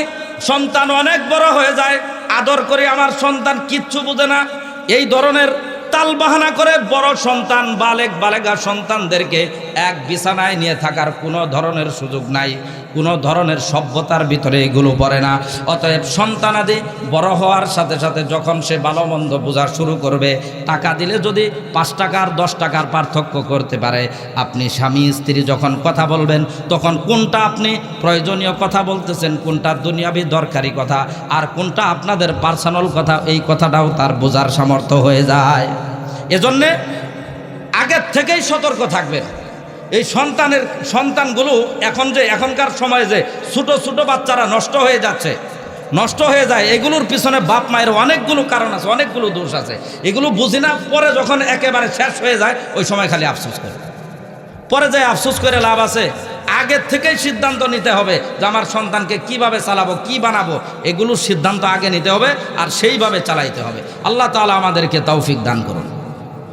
হযরতে জাকারিয়া আলাইহিস সালাম মারিয়াম আলাইহিস সালামের জন্য আলাদা রুমের ব্যবস্থা করলেন, আর তার জন্য যেহেতু বাইতুল মুকাদ্দাসের পক্ষ থেকে আলাদা একটা কামরা ছিল, এজন্যে তার বাড়ির ভিতরে আর রাখলেন না, বাইতুল মুকাদ্দাসের পক্ষ থেকে নির্ধারিত কামরায় তাকে রেখে আসলেন। সেই কামরার সিস্টেম ছিল একটা মাত্র দরজা, আর কোনো জানালা ছিল না, এমনকি ছোট্ট ছোট্ট কোনো ছিদ্র পর্যন্ত ছিল না। এই একটা দরজায় মারিয়াম আলাইহিস সালামকে ওই ঘরের ভিতরে রেখে বাহির থেকে তালা লাগায়া দিতেন। হযরত জাকারিয়া আলাইহিস সালাম প্রয়োজন মাফিক তার জন্য খাবার পানি পৌঁছে দিতেন, যখন যা প্রয়োজন পৌঁছে দিতেন, আবার খোঁজ খবর নিতেন। আর জাকারিয়া আলাইহিস সালাম যখন চলে আসতেন তখন রুমের বাহির থেকে তালা দিয়ে চলে আসতেন। এইভাবেই চলতেছে, দিন যাচ্ছে। হযরতে মারিয়াম আলাইহিস সালাম ওই রুমের ভিতরে বড় হচ্ছেন। বড় হইতে হইতে তিনি ওই রুমের ভিতরে থেকেই বাইতুল মুকাদ্দাসের যখন কাজের পালা আসে তখন কাজ করেন, বাকি সময়টা তিনি রুমের ভিতরে ইবাদত বন্দেগীর ভিতরে কাটান। একবার হযরত জাকারিয়া আলাইহিস সালাম ওই রুমের ভিতরে ঢুকলেন, খাবার দিয়ে গেলেন, যায় দেখেন আমার খাবার আনার আগেই কে যেন মারিয়ামের চতুর্পার্শ্বে অমৌসুমি অনেকগুলো ফলমূল দিয়ে জান্নাতি খাবার দিয়ে তার চারপার্শ্ব সাজায় রেখেছেন। হযরতে জাকারিয়া আলাইহিস সালাম জিজ্ঞাসা করতেছেন, ইয়া মারিয়াম আন্না লাকি হাযা, ওগো মারিয়াম এই সমস্ত খাবারগুলো তুমি কোথায় পেলে, কোত্থেকে আসলো? অথচ আমি তো এই দরজার ভিতরে তালা লাগিয়েছি, এই দরজার ভিতরে অন্য কোনো চাবি দিয়ে তালা খুলেছে এমন কোনো লক্ষণও নাই, দরজা কেউ ভেঙেছে এমন কোনো লক্ষণ নাই, রুমের তো কোনো জানালাই নাই যে সেই জানালা দিয়ে তোমাকে কেউ দিবে। তাহলে এই খাবারগুলো তুমি কোথা থেকে পেলে? কে তোমাকে এই খাবারগুলো পৌঁছে দেয়? হযরতে মারিয়াম আলাইহিস সালাম বলতেছেন, হুয়া মিন ইনদিল্লাহ, ওগো খালুজান এই সমস্ত রিজিকগুলো আল্লাহ পাক রব্বুল আলামিন তার পক্ষ থেকে আমাকে দান করেছেন। জাকারিয়া আলাইহিস সালাম বলতেছেন, ওগো মারিয়াম তুমি তো ছোট্ট মানুষ, এখনো পর্যন্ত তোমার প্রতি আল্লাহর পক্ষ থেকে কোনো বিধান আরোপিত হয় নাই, তুমি এই ছোট্ট বয়সেই কি এমন ইবাদত বন্দেগী করো যে ইবাদতের কারণে আল্লাহ তাআলা তোমাকে এই তালাবদ্ধ জানালাহীন রুমের ভিতরে এত সুন্দর রিজিক দান করলেন। হযরতে মারিয়াম আলাইহিস সালাম বলতেছেন, ওগো খালুজান আমার যখন মসজিদে কাজের পালা আসে তখন আমি গুরুত্বের সাথে সেই কাজগুলো করি, সেই কাজগুলো করার পর আমি অতিরিক্ত যেই সময়গুলো পাই আমি একটা মুহূর্ত নষ্ট করি না, বরং প্রতিটা মুহূর্তকে আমি আল্লাহর ইবাদত বন্দেগীর মাধ্যমে ব্যয় করি। কখনো জিকির আজকারের মাধ্যমে, কখনো তাসবিহ পাঠের মাধ্যমে, কখনো নামাজের মাধ্যমে, কখনো বা দীর্ঘ সেজদা, কখনো বা দীর্ঘ রুকুর মাধ্যমে আমি সময় অতিবাহিত করি। একটা মুহূর্তকেও আমি আরাম করে সময় নষ্ট করি না। ওগো খালুজান আল্লাহ তাআলা তো আমাকে এই সামান্য রিজিক দান করেছেন, এই সামান্য রিজিকের ভিতরে সীমাবদ্ধ নয়, বরং আল্লাহর কাছে কোনো ব্যক্তি যদি চাওয়ার মতো চাইতে পারে আল্লাহ পাক রব্বুল আলামিন তার সেই বান্দাকে এত পরিমাণে রিজিক দান করবেন। ইন্নাল্লাহা ইয়ারযুকু মান ইয়াশাউ বিগাইরি হিসাব।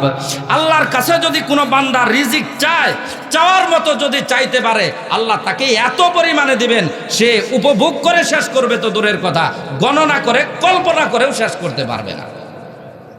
ওগো খালু আপনি এই সামান্য রিজিক দেখে এত আশ্চর্য হয়ে যাচ্ছেন? জাকারিয়া আলাইহিস সালাম বলতেছেন, ওগো মারিয়াম এই সামান্য ফলমূল দেখে আমি আশ্চর্য হই না, বরং আমি চিন্তা করতেছি তুমি এমন ছোট্ট মানুষ, তোমাকে আল্লাহ তাআলা এই তালাবদ্ধ রুমের ভিতরে আল্লাহর কাছে চাওয়ার কারণে যদি আল্লাহ তাআলা তোমাকে এত পরিমাণে রিজিক দিতে পারে, তাহলে আমি জাকারিয়া আল্লাহর কাছে যদি চাওয়ার মতো চাইতে পারি, তাহলে সেই আল্লাহ আমি জাকারিয়াকে এই বৃদ্ধ বয়সে সন্তান দিয়েও আমাকে আল্লাহ ধন্য করতে পারেন। তাহলে সন্তানের দরকার পড়ুক, আর সম্পদের দরকার পড়ুক, আর সম্মানের দরকার পড়ুক, চাইতে হবে কার কাছে? আল্লাহর কাছে চাইতে হবে। আল্লাহর কাছে চাওয়া বাদ দিয়ে আমরা এদিক সেদিক দৌড়াই, এদিক সেদিক দৌড়ানি বাদ দিয়ে আল্লাহর কাছে চাবো, দেখবেন আল্লাহ দেয় কি দেয় না। গত 25 তারিখ মাহফিলে গেছিলাম মধুপুর থেকে আসার সময় ঘাটাইল পর্যন্ত আসছি, এত কুয়াশা, বিকট কুয়াশা। ঘাটাইল থেকে যখন ভিতর দিকে রওনা দেয় রাত্রে 2টা, ভয়, পুলিশের কাছে দাঁড়াইছি, যে দাঁড়ায় থাকি দেখি আর একটা গাড়ি ঢুকে কিনা, অনেক সময় পর্যন্ত গাড়ি ঢুকে না। পুলিশ কয় হুজুর এখানে বৈশা ঘুম পাড়তে থাকেন, আর তা না হলে আপনারা তো হুজুর মানুষ, আল্লাহর কাছে দোয়া করেন, আল্লাহ জানি এই রাস্তার কুয়াশা দূর করে দেয়। পুলিশে আমার এই ওয়াজ করলো, পুলিশের ওয়াজের উপরে আশা কইরা হুন্ডার উপরে উঠলাম, ওইটা টান দিলাম, দেখি যে প্রায় পুরা রাস্তা কুয়াশায় ভিজা ভিজা অবস্থা, কিন্তু ওই রকম কুয়াশা নাই, সুন্দর চালাই আসে। আমি মনে করলাম যে আল্লাহ তাআলার কাছে বলছিলাম, এই জন্য আল্লাহ তাআলা আমার জন্য রাস্তা পরিষ্কার করে দিয়েছে। না হয় ভিজা রাস্তা, কুয়াশা টপ টপ করে পড়তেছে, এখনো পর্যন্ত রাস্তা ভিজা ভিজা, সারা সব জায়গায় কুয়াশা। ভিতরে আসার পরে গোবিন্দপুরের এই এলাকার ভিতরেও দেখতেছি কুয়াশা, শুধু রাস্তার ভিতরে কুয়াশা না। এগুলো দেখে আল্লাহর কাছে চাইলে আল্লাহ সবাইকে দিবে, আপনাকেও দিবে, আমাকেও দিবে, সবাইকে দিবে। আল্লাহর কাছে চাওয়া বাদ দিয়ে যখনই আমরা অন্যদিকে যাব, আল্লাহ তার পক্ষ থেকে দরজা বন্ধ করে দিবেন। বান্দা কোত্থেকে নিবি, নেওয়ার পরে তারপরে তো আমার কাছে আসতে হবে, সেদিন জবাব দিব। এজন্যে আমাদের যখন যার যা কিছু প্রয়োজন করে আমরা চাবো কার কাছে? আল্লাহ তাআলা আমাদেরকে তৌফিক দান করুন, আমিন। হযরতে মারিয়াম আলাইহিস সালাম রুমের ভিতরে বড় হচ্ছেন, নিয়মতান্ত্রিক তার যেদিন কাজের পালা আসেন সেদিন তিনি কাজ করেন, আর যখন তিনি কাজের মাঝামাঝি সুযোগ পান তখন তিনি আল্লাহর ইবাদত বন্দেগী করেন। একবার গরমের মৌসুমে একা মসজিদের পূর্ণাঙ্গ কাজ করার পরে ছোট্ট মানুষ ক্লান্ত পরিশ্রান্ত হয়ে গেছেন। ক্লান্ত হয়ে তিনি গোসল করার জন্যে তাড়াতাড়ি গোসলখানায় চলে গেলেন। গোসলখানায় যাওয়ার পরে হঠাৎ করে তিনি দেখতেছেন একটা গোসলখানার ভিতরে আমি একা আসলাম, আমার চারপাশে কোনো মানুষ ছিল না, কিন্তু হঠাৎ করে একজন টাটকা যুবক মানুষ আমার সামনে দাঁড়ায় আছে। লোকটাকে দেখার সঙ্গে সঙ্গে হযরত মারিয়াম আলাইহিস সালাম বলতেছেন, ইন্নী আউযু বিররহমানি মিনকা ইন কুনতা তাকিয়া। তুমি এখানে কে আসছো? তাড়াতাড়ি এখান থেকে সরে যাও। আল্লাহর দোহাই দিয়ে বলতেছি, আমি আল্লাহর কাছে আশ্রয় প্রার্থনা করতেছি, আল্লাহর দোহাই দিয়ে বলতেছি, তোমার অন্তরের ভিতরে যদি আল্লাহর ব্যাপারে সামান্যতম ভয় থাকে, অতি সত্বর তুমি এখান থেকে চলে যাও। আমাদের যদি এই অবস্থা হয় যে একা আশপাশে আর কেউ নাই, হঠাৎ করে একজন পাইছি, সুযোগ একটা জীবনে, নাকি? আল্লাহ তাআলা আমাদের চরিত্রকে হেফাজত করুন, আমিন। হযরতে মারিয়াম আলাইহিস সালাম বলতেছেন, কে তুমি? তোমার অন্তরে যদি সামান্যতম আল্লাহর ভয় থাকে তারপরেও এখান থেকে সরে যাও। আমি এমন একজন চরিত্রবান নারী, আজ পর্যন্ত আমাকে কোনো মানুষ স্পর্শ করবে তো দূরের কথা, দেখবে তো দূরের কথা, আমি আজ পর্যন্ত অন্যায়ভাবে কোনো একজন পুরুষের সাথে কথা পর্যন্ত বলি নাই, কোনো একজন পুরুষকে দেখার আগ্রহ পর্যন্ত করি নাই। অতএব তুমি আমার সামনে থেকে চলে যাও। আজকে যদি আমাদেরকে জিজ্ঞাসা করা হয়, এমন কোন ব্যক্তি আছে, জেনার কথা বলতে হবে না, কোন ব্যক্তি আছে যেই ব্যক্তিকে যদি জিজ্ঞাসা করা হয় জীবনে একবারের জন্য পর্দা লঙ্ঘন করে নাই, এই দেশে কোনো মানুষ খুঁজে পাওয়া যাবে নাকি? আমাদের এই মজলিসের কথা জিগাইতে হবে না, গোটা দেশের মধ্যে পাওয়া যাবে নাকি? পাওয়া দুষ্কর। যদি একজনও না থাকে আল্লাহ দুনিয়া টিকায় রাখতেন না। অবশ্যই তো আছে, কিন্তু সেই সমস্ত মানুষদেরকে খুঁজে পাওয়া দুষ্কর। মারিয়াম আলাইহিস সালাম বলতেছেন, আল্লাহর কসম করে বলি, আজ পর্যন্ত একটা পুরুষের সাথে আমার কথা হয় নাই, দেখা সাক্ষাৎ হয় নাই। অতএব তুমি আমার চরিত্রের ভিতরে কলঙ্কের দাগ লাগাইতে আইছো না। আল্লাহর দোহাই দিয়ে বলি, তুমি এখান থেকে সরে যাও। সে বলতেছে, ইন্নামা আনা রাসূলু রাব্বিক লিআহাবা লাকি গুলামান জাকিয়া। হে মারিয়াম, তোমার চিন্তা করার দরকার নাই, এত ভয়ের দরকার নাই। আমি আল্লাহর পক্ষ থেকে এসেছি তোমার কাছে একটা পৌত পবিত্র ছেলে সন্তানের সুসংবাদ দেওয়ার জন্য আসছে। হযরত মারিয়াম আলাইহিস সালাম বলতেছেন, কাদালিক, এটা কিভাবে সম্ভব? অথচ আজ পর্যন্ত আমার বিবাহ হয় নাই, কোনো পুরুষ আমাকে স্পর্শ করে নাই, আমি আজ পর্যন্ত কোনো অন্যায়ের ভিতরে লিপ্ত হই নাই, এটা কিভাবে সম্ভব? এটা তো সম্ভবই না। তিনি বলতেছেন, হুয়া আলাইয়া হাইয়িনুন, আল্লাহ তাআলা সিদ্ধান্ত নিয়েছেন এটা তার জন্য খুবই সহজ, এটা একেবারেই সহজ, এটা আল্লাহর জন্য কোনো কঠিন কাজ নয়। অতএব তোমার চিন্তা ভাবনা করার দরকার নাই। আল্লাহ সিদ্ধান্ত নিয়েছেন, আল্লাহই তার সিদ্ধান্তকে বাস্তবায়ন করবেন। এই কথা বলার পরে হযরত মারিয়াম আলাইহিস সালামের হাতটা টান দিয়ে নিয়ে জামার আস্তিনের ভিতর দিয়ে এভাবে ফু দিয়া চলে গেছেন। চলে যাওয়ার পর হযরত মারিয়াম আলাইহিস সালাম সেখানে গোসল করলেন, পৌত পবিত্র হলেন, সুস্থতা অনুভব করলেন। তারপর তার রুমের ভিতরে গেলেন। রুমের ভিতরে যাওয়ার পরে সময় অতিবাহিত হয়, শরীরের ভিতরে পরিবর্তন আসে, সময় অতিবাহিত হয়, শরীর ভারী মনে হয়, নিজেকে গর্ভবতী মনে হয়। তিনি চিন্তায় পড়ে গেলেন, কি করবেন, কার কাছে বলবেন, কার কাছে পরামর্শ করবেন, কিচ্ছু চিন্তা ভাবনা করে পায় না। এই যুগের ভিতরে, এই এলাকার ভিতরে একমাত্র তার হিতাকাঙ্ক্ষী ব্যক্তি হলেন হযরতে জাকারিয়া আলাইহিস সালামের স্ত্রী। তার কাছে গিয়ে তিনি পরামর্শ করার জন্য গেলেন। যায় বলতেছেন, ওগো খালাজান, আমি আজ গত কয়েকদিন যাবৎ আমার সাথে এই সমস্ত কর্মকাণ্ডগুলো হয়েছে। ওগো খালাজান, এখন আমি চিন্তায় পড়ে গেছি, আফসোস করতেছি। সমাজের মানুষগুলো জানলে আমাকে ধিক্কার দেবে, আমি এখন কিভাবে মানুষের কাছে মুখ দেখাবো? তিনি বলতেছেন, ওগো মারিয়াম, চিন্তার কোনো কারণ নাই, আফসোসের কোনো কারণ নাই। কারণ হলো, তুমি তোমার রুমের ভিতরে যেদিন তোমার খালু হযরতে জাকারিয়া আলাইহিস সালাম অমৌসুমী ফলমূল দেখেছিলেন, সেদিন তিনি মসজিদের মিহরাবে গিয়ে আল্লাহর কাছে এমনভাবে দোয়া করেছিলেন। দোয়া করার সঙ্গে সঙ্গে আল্লাহ পাক রব্বুল আলামিন আমাদের জন্য একটা সন্তানের ব্যবস্থা করেছেন। সেই সন্তান এখন আমার গর্ভের ভিতরে আছে। ওগো মারিয়াম, সুসংবাদ শুনে রাখো, তোমার গর্ভে যে সন্তান, এই সন্তানকে প্রতিদিন প্রতিনিয়ত সকাল সন্ধ্যায় সব সময় আমার এই সন্তান তোমার সন্তানকে উপলক্ষ করে সালাম দেয়, সম্মান প্রদর্শন করে, তোমার সন্তানকে দেখে সব সময় সে প্রশংসা করে। ওগো মারিয়াম, সারা পৃথিবীর মানুষ যদি তোমাকে নিয়ে বাজে মন্তব্য করে সমস্যা নাই, আমি তোমার খালা তোমাকে লালন পালন করেছি। আমি সাক্ষী দিচ্ছি, দুনিয়ার মানুষ তোমাকে মন্দ বললেও আমি তোমার চরিত্রের সার্টিফাই করলাম। মারিয়াম, অত চিন্তা করার দরকার নাই। আল্লাহ তাআলা সিদ্ধান্ত নিয়েছেন, আল্লাহর সিদ্ধান্তকে তোমার মাধ্যমে প্রকাশ করবেন। অতএব চিন্তা ভাবনা করো না, তুমি তোমার রুমে যায় আগের মতোই ইবাদত বন্দেগী করতে থাকো। মাত্র একজন ব্যক্তির কাছ থেকে সান্ত্বনা পেলেন, কিন্তু এছাড়া অন্য যে ব্যক্তি জানে সেই বাজে কথা বলে। যাদের সাথে মসজিদের ভিতরে কাজ করত, অন্যান্য খাদেমদের ভিতরে একজন তার দুঃসম্পর্কের ভাই ছিল, সেও একজন ভালো মানুষ ছিল, তার নাম হলো ইউসুফ নাজ্জার। ইউসুফ নাজ্জার যখন মানুষের কাছ থেকে কানা গুসা শোনার পরে একদিন তিনি সিদ্ধান্ত নিলেন যে আমি মারিয়ামকে জিজ্ঞাসা করব যে ঘটনা কি। মারিয়ামকে জিজ্ঞাসা করার জন্য গেলেন। যায় বলতেছেন, ওগো মারিয়াম, তোমার কাছে আমার কয়েকটা বিষয়ের জিজ্ঞাসা, তুমি কি আমার প্রশ্নের জবাব দিবে নাকি?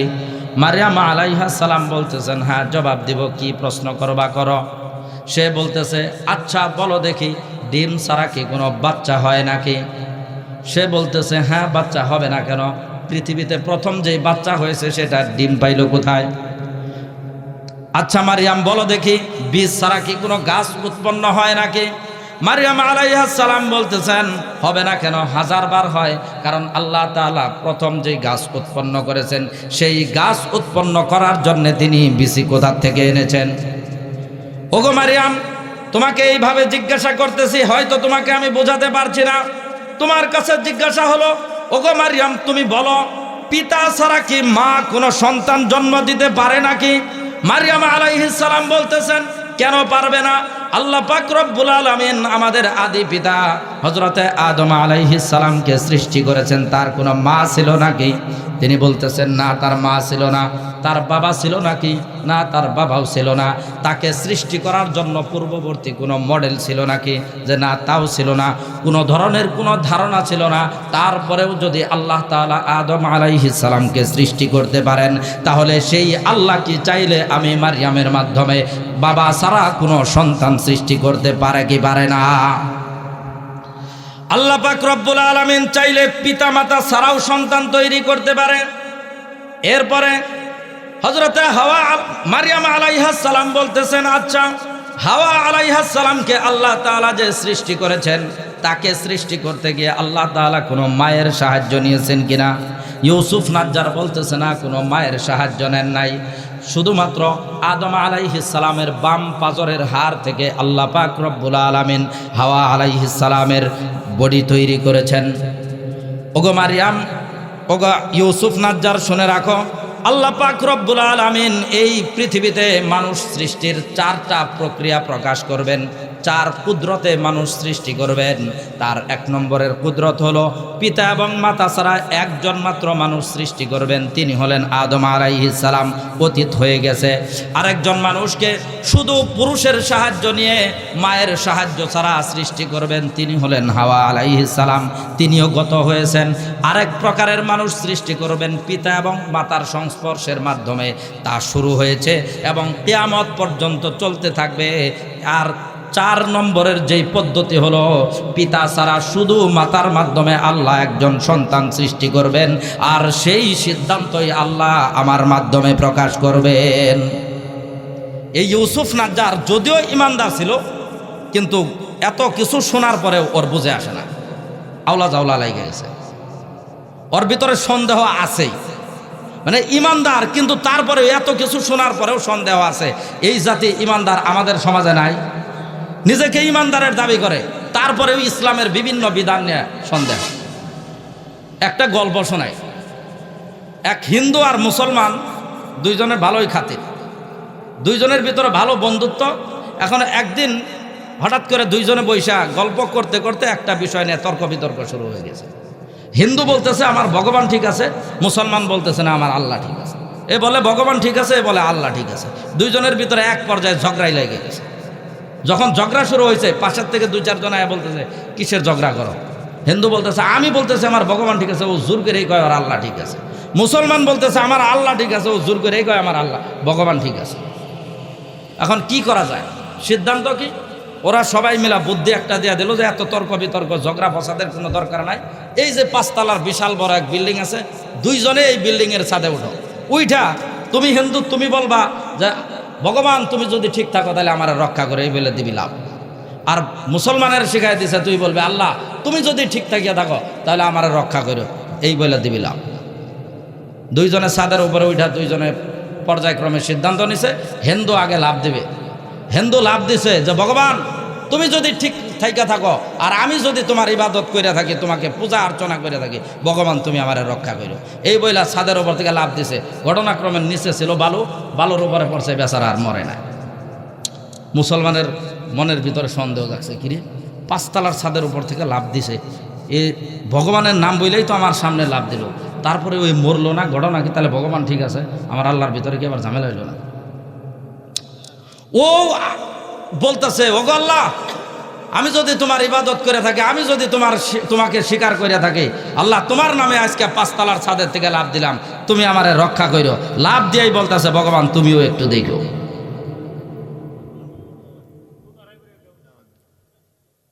এই জাতি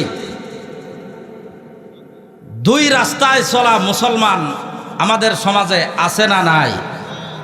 আল্লাহ আমাদেরকে বোঝার তৌফিক দান করুন, ঈমানের প্রশ্নে একতাবদ্ধ থাকার তৌফিক দান করুন, একমাত্র আল্লাহর প্রতি জীবনের প্রতিটা প্রতিকূল পরিস্থিতিতে আল্লাহর উপরে ঈমানকে যথাযথ রাখার তৌফিক দান করুন, আমিন। ওই ইউসুফ নাজ্জার ছিল সন্দেহান ব্যক্তি, সে সন্দেহের ভিতরে পড়ে গেল। সে চিন্তা ভাবনা করে পাচ্ছে না, আল্লাহ তো তার কুদরত প্রকাশ করবেন ঠিক আছে, কিন্তু এটা কিভাবে সম্ভব? খালি সন্দেহ। এই সন্দেহ চলতে চলতে এক পর্যায়ে সমাজের মানুষগুলো আশপাশ থেকে এসে খালি জাকারিয়া আলাইহিস সালামকে জিজ্ঞাসা করে, ওগো জাকারিয়া এই মেয়েটাকে তো ছোট থেকেই তুমি লালন পালন করেছ, তুমি ছাড়া কোনো পুরুষ তার সাথে সাক্ষাৎ করে নাই, তাহলে মেয়েটার সমস্যা কোথায়? জাকারিয়া আলাইহিস সালাম বলতেছেন, হে সমাজের মানুষেরা, আমি একজন নবী, আল্লাহ পাক রব্বুল আলামিন আমাকে নবুয়ত দান করেছেন, রিসালাত দান করেছেন, বাইতুল মুকাদ্দাসের মতো পবিত্র একটা ঘরের ইমামতি করার মতো যোগ্যতা আল্লাহ আমাকে দান করেছেন। অতএব আমি ব্যক্তিগতভাবে তোমাদের কাছে অপছন্দের জায়গায় থাকলেও আমি যে একজন নবী, আল্লাহ যে আমাকে নবুয়তের জন্য রিসালাতের জন্য মনোনীত করেছেন, সেই হিসাবে তোমরা আমার প্রতি বাজে ধারণা করো না, তাহলে আল্লাহ তোমাদেরকে ধ্বংস করে দিবেন। কিন্তু ওরা মানতেছে না। বনি ইসরাইল জাতি এটা ছিল নষ্ট জাতি, বিশেষ করে বনি ইসরাইলের ভিতরে ইহুদি সম্প্রদায় যেটা ছিল, এই ইহুদিরা একেবারে বাজে লোক ছিল। ওরা সব সময় সমাজের ভালো মানুষদেরকে চিহ্নিত করত, তাদেরকে অপমান করার জন্যে। বর্তমান পৃথিবীতে ফিলিস্তিনের যে সমস্ত মুসলমান আছে, এই মুসলমানগুলোর ঈমানি চেতনা যদি আপনি পরীক্ষা করেন, আমি কসম করে বলতে পারি এই পৃথিবীতে যে সমস্ত সাহসী ঈমানদার আছে তার ভিতরে অন্যতম হলো ফিলিস্তিনের মুসলমান। 200 মুসলমান একটা টানেলের ভিতরে আটকা পড়েছে। ইহুদিরা তাদেরকে বলেছে, তোমরা যদি আত্মসমর্পণ করো তাহলে তোমাদের 200 জনকেই একেবারে জীবিত অবস্থায় ফেরত দেওয়া হবে। ওরা বলেছে, আমরা 200 জন তোমাদের কাছে অস্ত্র জমা দিয়ে আত্মসমর্পণ করব তো দূরের কথা, আল্লাহর কসম করে বলি আমাদের 200 জনের ভিতরে সবাই মৃত্যুবরণ করে, একজন মানুষও যদি জীবিত থাকে তবুও তোমাদের কাছে আমরা আত্মসমর্পণ করব না, তবুও তোমাদের কাছে আমরা আমাদের অস্ত্র জমা দেব না, এমনকি মৌখিকভাবেও তোমাদের কাছে আমরা নত স্বীকার করব না। ওরা কি ওরাই ঈমানদার। কিন্তু ইহুদিরা ওদেরকে কতদিন যাবৎ কষ্ট দিচ্ছে। ইহুদিরা ওদেরকে একদিক থেকে নির্যাতন করছে, আবার ওদের মিডিয়ার মাধ্যমে ওদেরকে মানুষের কাছে সন্ত্রাসী বানাবার জন্যে সব ধরনের ষড়যন্ত্র করে যাচ্ছে।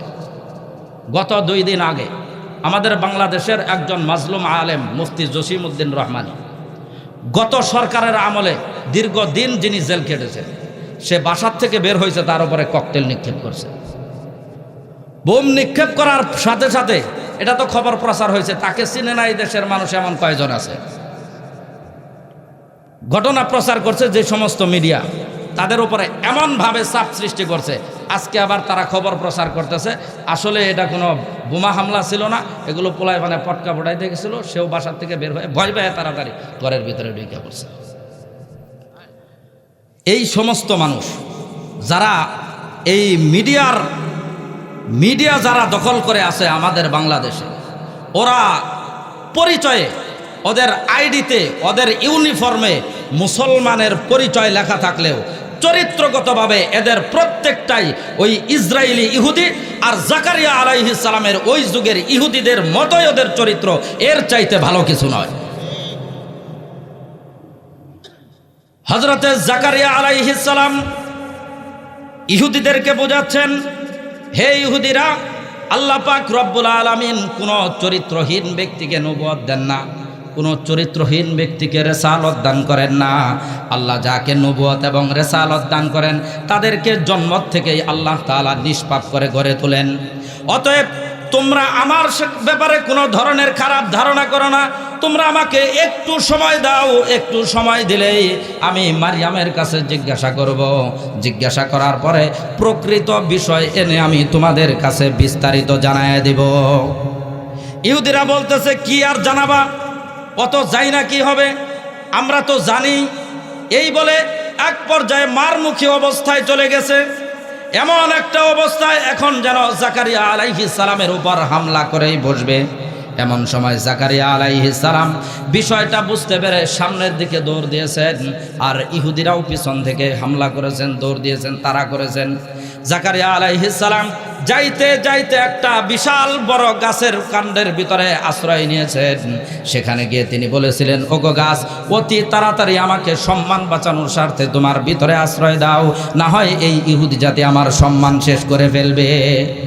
জাকারিয়া আলাইহিস সালাম এই কথা বলার সাথে সাথে কিন্তু ঘটনাক্রমে তিনি আল্লাহর উপরে তাওয়াক্কুল না করে গাছের কাছে যায় আশ্রয় চাইছিলেন। গাছ তাকে আশ্রয় দিয়েছে, কিন্তু ইহুদিরা বুঝতে পারছে যে এই গাছের ভিতরে আশ্রয়, এজন্য ওই গাছটাকে চিরা শুরু করছে।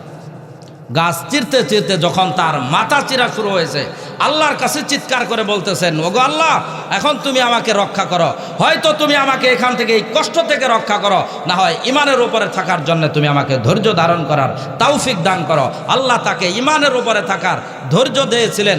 আল্লাহ তাআলার পক্ষ থেকে ধৈর্য দেওয়ার কারণে তিনি ইমানের উপরে থাকা অবস্থায় করাতের দ্বারা চিরে চিরে তার জীবন শেষ হয়ে গেছে। এখানে আমাদের বোঝার বিষয় হলো, আমরা যারা নিজেদেরকে ইমানদার মুসলমান বলে পরিচয় দিই, ইমানের উপরে থাকতে চাইলে, ইসলামের উপরে থাকতে চাইলে, ইসলাম নিয়ে জীবন যাপন করতে চাইলে আল্লাহ পাক রব্বুল আলামিন চলার পথে জীবনে এমন হাজারো রকমের বিপদ দিবেন, যেই বিপদগুলো প্রত্যেকটা বিপদে আমার অতীত জীবনের আমল, আমার অতীত জীবনের ঈমানের দাবি, ইসলামের দাবি যে আল্লাহ কবুল করেছেন তার লক্ষণ। আমরা যদি সেই আমাদের বিপদের ভিতরে ধৈর্যহীন হয়ে যাই তাহলে তো সব কিছুই শেষ হয়ে গেল। এজন্যে আসন্ন বিপদের ব্যাপারে আমরা ধৈর্য ধারণ করব। আল্লাহ আমাদেরকে পরিপূর্ণ ধৈর্যশীল হওয়ার তৌফিক দান করুন, আমিন। হযরতে মারিয়াম আলাইহিস সালাম ওই কামরার ভিতরে চিন্তা করতেছেন কি করা যায়, কি এক অবস্থা। সমাজের মানুষগুলো কিচ্ছু বুঝতেছে না, কাউকে বুঝাইতে পারতেছি না, তারা তো আমাদের প্রতি দোষারোপ করতেছে। এমনকি আল্লাহর নবী হযরতে জাকারিয়া আলাইহিস সালামকে তারা হত্যা পর্যন্ত করে ফেলল। এখন যদি আমাকে পায় আমার সাথেও তারা কি ধরনের আচরণ করবে তা তো বলতে পারি না। এজন্য তিনি সুযোগ বুঝে তার রুম থেকে বের হয়ে মসজিদ থেকে পূর্ব দিকে চলা শুরু করলেন। পূর্ব দিকে যাইতে যাইতে যাইতে যাইতে একবারে জনমানবহীন একটা জায়গায় চলে গেলেন। সেখানে যাওয়ার পরে তিনি একটা মরা খেজুর গাছের কাণ্ডের সাথে হেলান দিয়ে বসে গেলেন। বসার পরে তিনি আফসোস করতেছেন আর চিন্তা করতেছেন, হায় আল্লাহ পাক রব্বুল আলামিন, তুমি আমার উপর এমন কোন পরীক্ষা দিলে যেটা আর আমি সহ্য করতে পারতেছি না। আল্লাহর কাছে তিনি বলতেছেন, ওগো আল্লাহ, আপনি আমাকে এই বিপদে ধৈর্য ধারণ করার তৌফিক দান করুন, অন্যথায় আপনি আমাকে মৃত্যু দিয়ে মানুষের স্মৃতিস্পট থেকে আমাকে মুছে দিন। আল্লাহর কাছে তিনি বলতেছেন, ইয়া লাইতানি মিতু ক্বাবলা হাদা ওয়া কুনতু নাসিয়াম মানসিয়া। ওগো আল্লাহ, আপনি আমাকে হয়তো মৃত্যু দান করেন, না হয় মানুষের স্মৃতির থেকে আমাকে মুছাইয়া দেন। আমি আর এই সমাজের মানুষের সাথে বসবাস করতে চাই না। আল্লাহ, আপনি আমাকে এই অবস্থায় ধৈর্য ধারণ করার তৌফিক দান করেন এবং আমার সামনের কি পদক্ষেপ এই বিষয়টা আপনি আমাকে জানায় দেন। তিনি অত্যন্ত ক্লান্ত হয়ে গেছেন, একেবারে ক্ষুধার্ত এবং তৃষ্ণার্ত হয়ে গেছেন। কিন্তু ক্ষুধা এবং তৃষ্ণার কথা তিনি ভুলে গেছেন পেরেশানির কারণে। এমন সময় হঠাৎ করে তিনি যেই জায়গায় বসে আছেন তার থেকে তুলনামূলক একটু নিচু জায়গা থেকেই একজন ব্যক্তি ডাক দিয়ে বলতেছে, ওগো মারিয়াম, তুমি তো অনেক চিন্তিত, ক্লান্ত, পরিশ্রান্ত, ক্ষুধার্ত এবং তৃষ্ণার্ত। এত চিন্তা ভাবনা করার দরকার নাই। তোমার গর্ভের ভিতরে যে একটা বাচ্চা আছে এই বাচ্চারও খোঁজ খবর নিতে হবে। অতএব তুমি এখন খাবার গ্রহণ করো এবং পানি পান করো। হযরতে মারিয়াম আলাইহিস সালাম বলতেছেন, আমি কিভাবে খাবার খাবো? আমার কাছে কোনো খাবার নাই, পানি পাবো কোথায় যে সেই পানি পান করব? মারিয়াম আলাইহিস সালামকে বলতেছেন, ওই যে তোমার পা যেখানে আছে সেখানেই পা দিয়ে আঘাত করো, আল্লাহ পাক রব্বুল আলামিন সেখান থেকেই তোমাকে সুমিষ্ট পানি দান করবেন। হযরত মারিয়াম আলাইহিস সালাম তার পা দিয়ে আঘাত করার সাথে সাথে আল্লাহ তাআলা শুকনো ঠনঠনে মাটির ভিতর থেকে তাকে এমন সুমিষ্ট পানি দান করলেন, যেই পানি পান করে তিনি আত্মতৃপ্তির সাথে বলতেছেন, ওগো আল্লাহ, এত সুন্দর সুমিষ্ট পানি আমি আর জীবনে পান করি নাই। এখন তো ক্ষুধার্ত, খাবার পাবে কোথায়? মারিয়াম আলাইহিস সালামকে বলতেছে, এই খেজুর গাছ ধরে ঝাঁকি দাও। তিনি খেজুর গাছের দিকে তাকায় দেখেন খেজুর গাছটা একটা মরা খেজুর গাছ, আর খেজুরের ফল আসার সময় হলো গরমের সিজন, আর সেটা ছিল শীতের সিজন। বাচ্চা তো এসেছে, গর্ভে এসেছে গরমের সিজনে, এখন শীতের সিজন, আর শীতের সিজনে খেজুর গাছে কোনো ফল আসে না। মারিয়াম আলাইহিস সালাম গাছের দিকে তাকায় বলতেছেন, একটা মরা খেজুর গাছ থেকে কিভাবে আমি খেজুর পাবো এটা তো আমার বুঝে আসছে না। লোকটা বলতেছে, তুমি এই খেজুর গাছ ধরে ঝাঁকি দাও।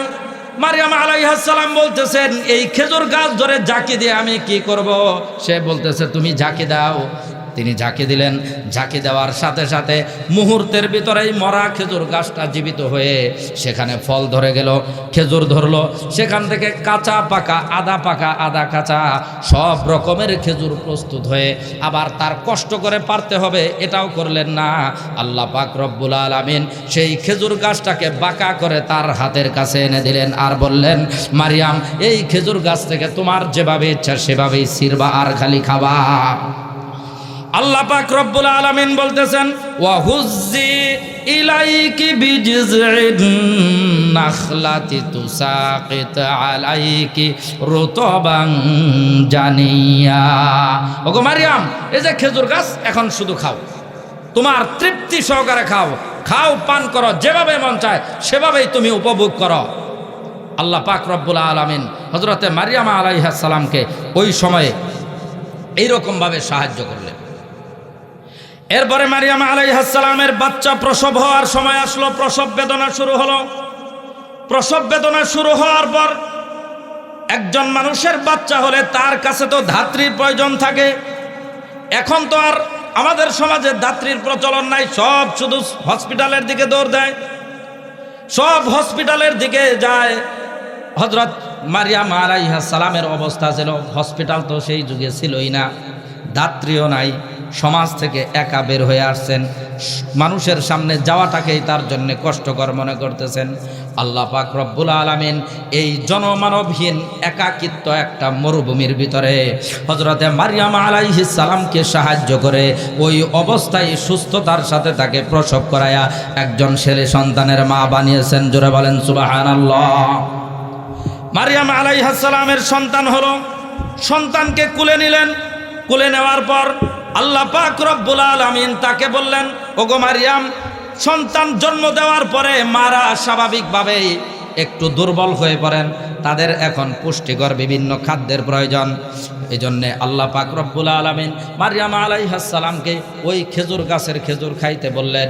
বর্তমান মেডিকেল সায়েন্সের গবেষণা রাসূল সাল্লাল্লাহু আলাইহি ওয়াসাল্লামের সুন্নত থেকে ডাক্তাররা আবিষ্কার করেছেন, সেটি হলো একজন নবপ্রসূতি মা যে কেবলমাত্র সন্তান জন্ম দিয়েছে, এই ব্যক্তি যদি খেজুর খায়, খেজুর খাওয়ার সাথে সাথে আল্লাহ পাক রব্বুল আলামিন সন্তান জন্ম দেওয়ার কারণে যত ধরনের অসুস্থতা তৈরি হয়, সকল প্রকারের অসুস্থতার থেকে আল্লাহ দ্রুত শেফা দান করেন।